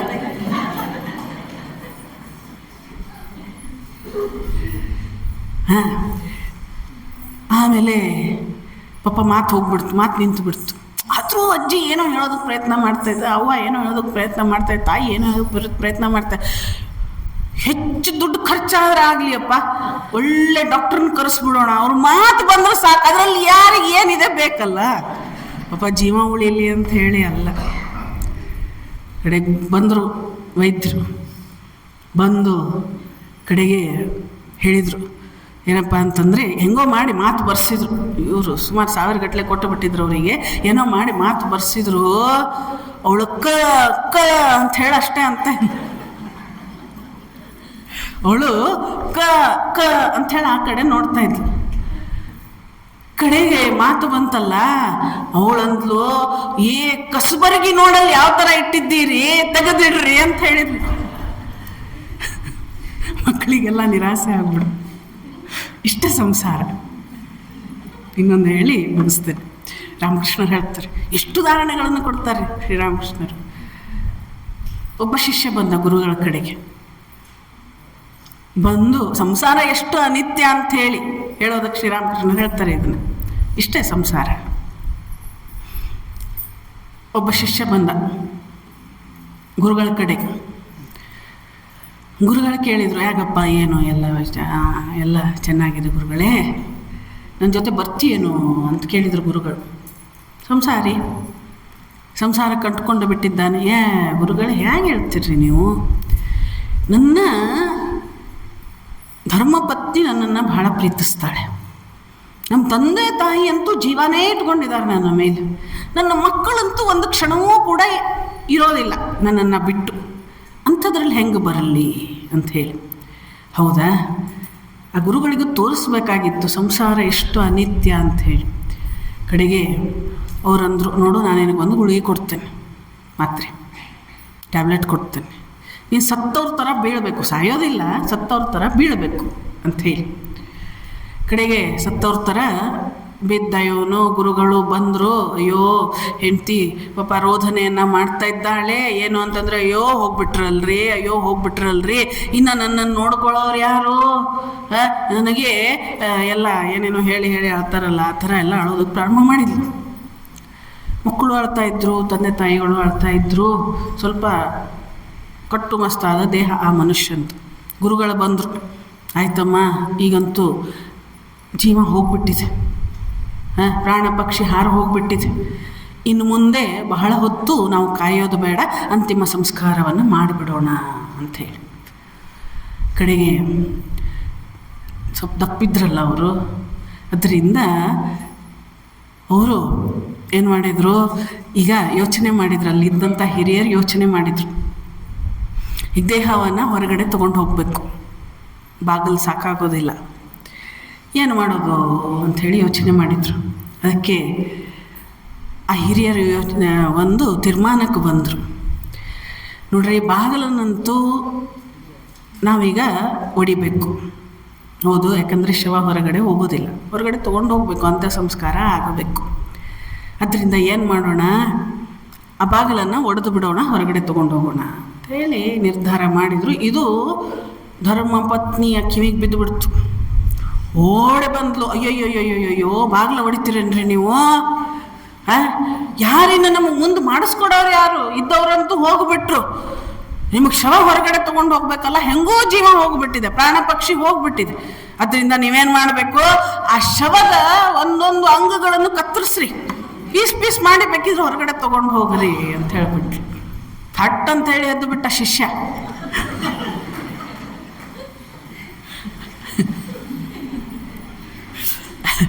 ಥಟ್ ಅಂತ ಹೇಳಿ ಎದ್ದು ಗುರುಗಳಂದ್ರು, ನೋಡಿದೀಯಾ ಎಷ್ಟು ಪ್ರೀತಿಸ್ತಾರೆ ನಿನ್ನನ್ನು ಅಂತೇಳಿ. ಕಡೆಗೆ ನಡ್ರಿ ಗುರುಗಳೇ ಅಂಥೇಳಿ ಗುರುಗಳ ಜೊತೆಗೆ ಹೋಗ್ತಾರೆ ಅಂತ ಬರ್ತಾರೆ. ಅಂತಂದರೆ ಭಗವಂತ ಮತ್ತು ಗುರು ಸಂಸಾರದಿಂದ ಪಾರು ಮಾಡಬೇಕಾದವ್ರು ಯಾರು? ಇಬ್ಬರೇ ನಮ್ಮನ್ನು.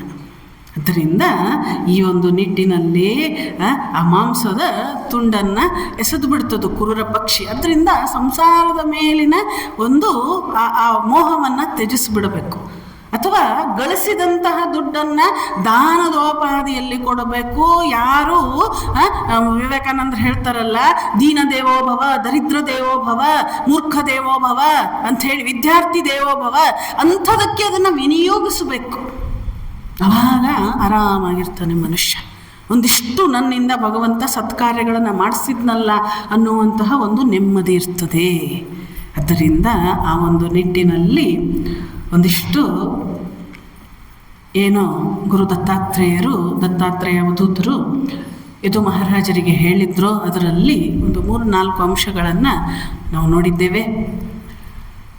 ಅದನ್ನು ಏನು ಕೇಳಿದ್ದೆವೋ ಸ್ವಲ್ಪ ಒಮ್ಮಿಗ್ಲೇ ಆಗುವಂಥದ್ದಲ್ಲ, ನಿಧಾನಕ್ಕೆ ಪುರುಷೋತ್ತಮಾನಂದಜಿಯವರು ಹೇಳ್ತಾ ಇದ್ರಂತೆ, ಸ್ಲೋಲಿ ಕ್ಯಾಚ್ ದ ಮಂಕಿ. ಮಂಗ ಒಂದು ಸಲಕ್ಕೆ ಸಿಗೋದಿಲ್ಲ, ನಿಧಾನಕ್ಕೆ ಒಂದಿಷ್ಟು ವಿಚಾರ ಮಾಡಿ ಐಡಿಯಾ ಮಾಡಿ ಅದನ್ನು ಹಿಡಿಬೇಕಾಗ್ತದೆ, ರಮಿಸಿ. ಆ ಥರ ಮನಸ್ಸನ್ನು ನಿಧಾನಕ್ಕೆ ಸ್ಟೆಪ್ ಬೈ ಸ್ಟೆಪ್ ಭಗವಂತನ ಕಡೆಗೆ ಅದನ್ನು ತಗೊಂಡು ಹೋಗಬೇಕು. ಮತ್ತು ಶ್ರೀರಾಮಕೃಷ್ಣರು ಹೇಳ್ತಾರೆ, ಉತ್ತರಕ್ಕೆ ಹೋದಂಗೆ ದಕ್ಷಿಣ ದೂರ ಆಗ್ತದೆ. ಆ ಥರ ಭಗವಂತನ ಕಡೆಗೆ ಒಬ್ಬ ಮನುಷ್ಯ ಸಾಗಿದ ಅಂತಂದರೆ ಆ ಒಂದು ಸಂಸಾರ ಅನ್ನುವಂಥದ್ದು, ಸಂಸಾರ ಬಂಧನ ಅನ್ನುವಂಥದ್ದು, ಸಂಸಾರ ಸಾಗರ ಅನ್ನುವಂಥದ್ದು ದೂರ ಆಗ್ತದೆ ಮಾನಸಿಕವಾಗಿ ಅಂಥೇಳಿ ಹೇಳ್ತಾ, ಇಲ್ಲಿ ನನಗೆ 2 ದಿನಗಳ ಕಾಲ ಒಂದಿಷ್ಟು ಯಥಾಮತಿ ಶ್ರೀಮಾತೆಯವರ ಪ್ರೇರಣೆಯಿಂದ ಒಂದೆರಡು ವಿಚಾರಗಳನ್ನು ಹೇಳೋದಕ್ಕೆ ಮಾತಾಜಿಯವರು ನನಗೆ ಒಂದು ಅವಕಾಶವನ್ನು ನೀಡಿದರು. ಅವರಿಗೆ ಹೃತ್ಪೂರ್ವಕ ಪ್ರಣಾಮಗಳೊಂದಿಗೆ ಧನ್ಯವಾದಗಳನ್ನು ಅರ್ಪಿಸ್ತೇನೆ. ಅದೇ ರೀತಿ ತಾವೆಲ್ಲರೂ ಕೂಡ ಹೆಚ್ಚಿನ ಸಂಖ್ಯೆಯಲ್ಲಿ ಆಗಮಿಸಿ ಈ ಒಂದು ವಿಚಾರಗಳನ್ನು ಶಾಂತ ರೀತಿಯಿಂದ ಆಲಿಸಿದ್ದೀರಿ. ತಮಗೂ ಕೂಡ ಹೃತ್ಪೂರ್ವಕ ಧನ್ಯವಾದಗಳನ್ನು ಅರ್ಪಿಸ್ತಾ 2 ಮಾತನ್ನು ಶ್ರೀಮತಿ ಶಾರದಾದೇವಿಯವರ ಚರಣಗಳಿಗೆ ಅರ್ಪಿಸ್ತೇನೆ. ಜೈ ರಾಮಕೃಷ್ಣ.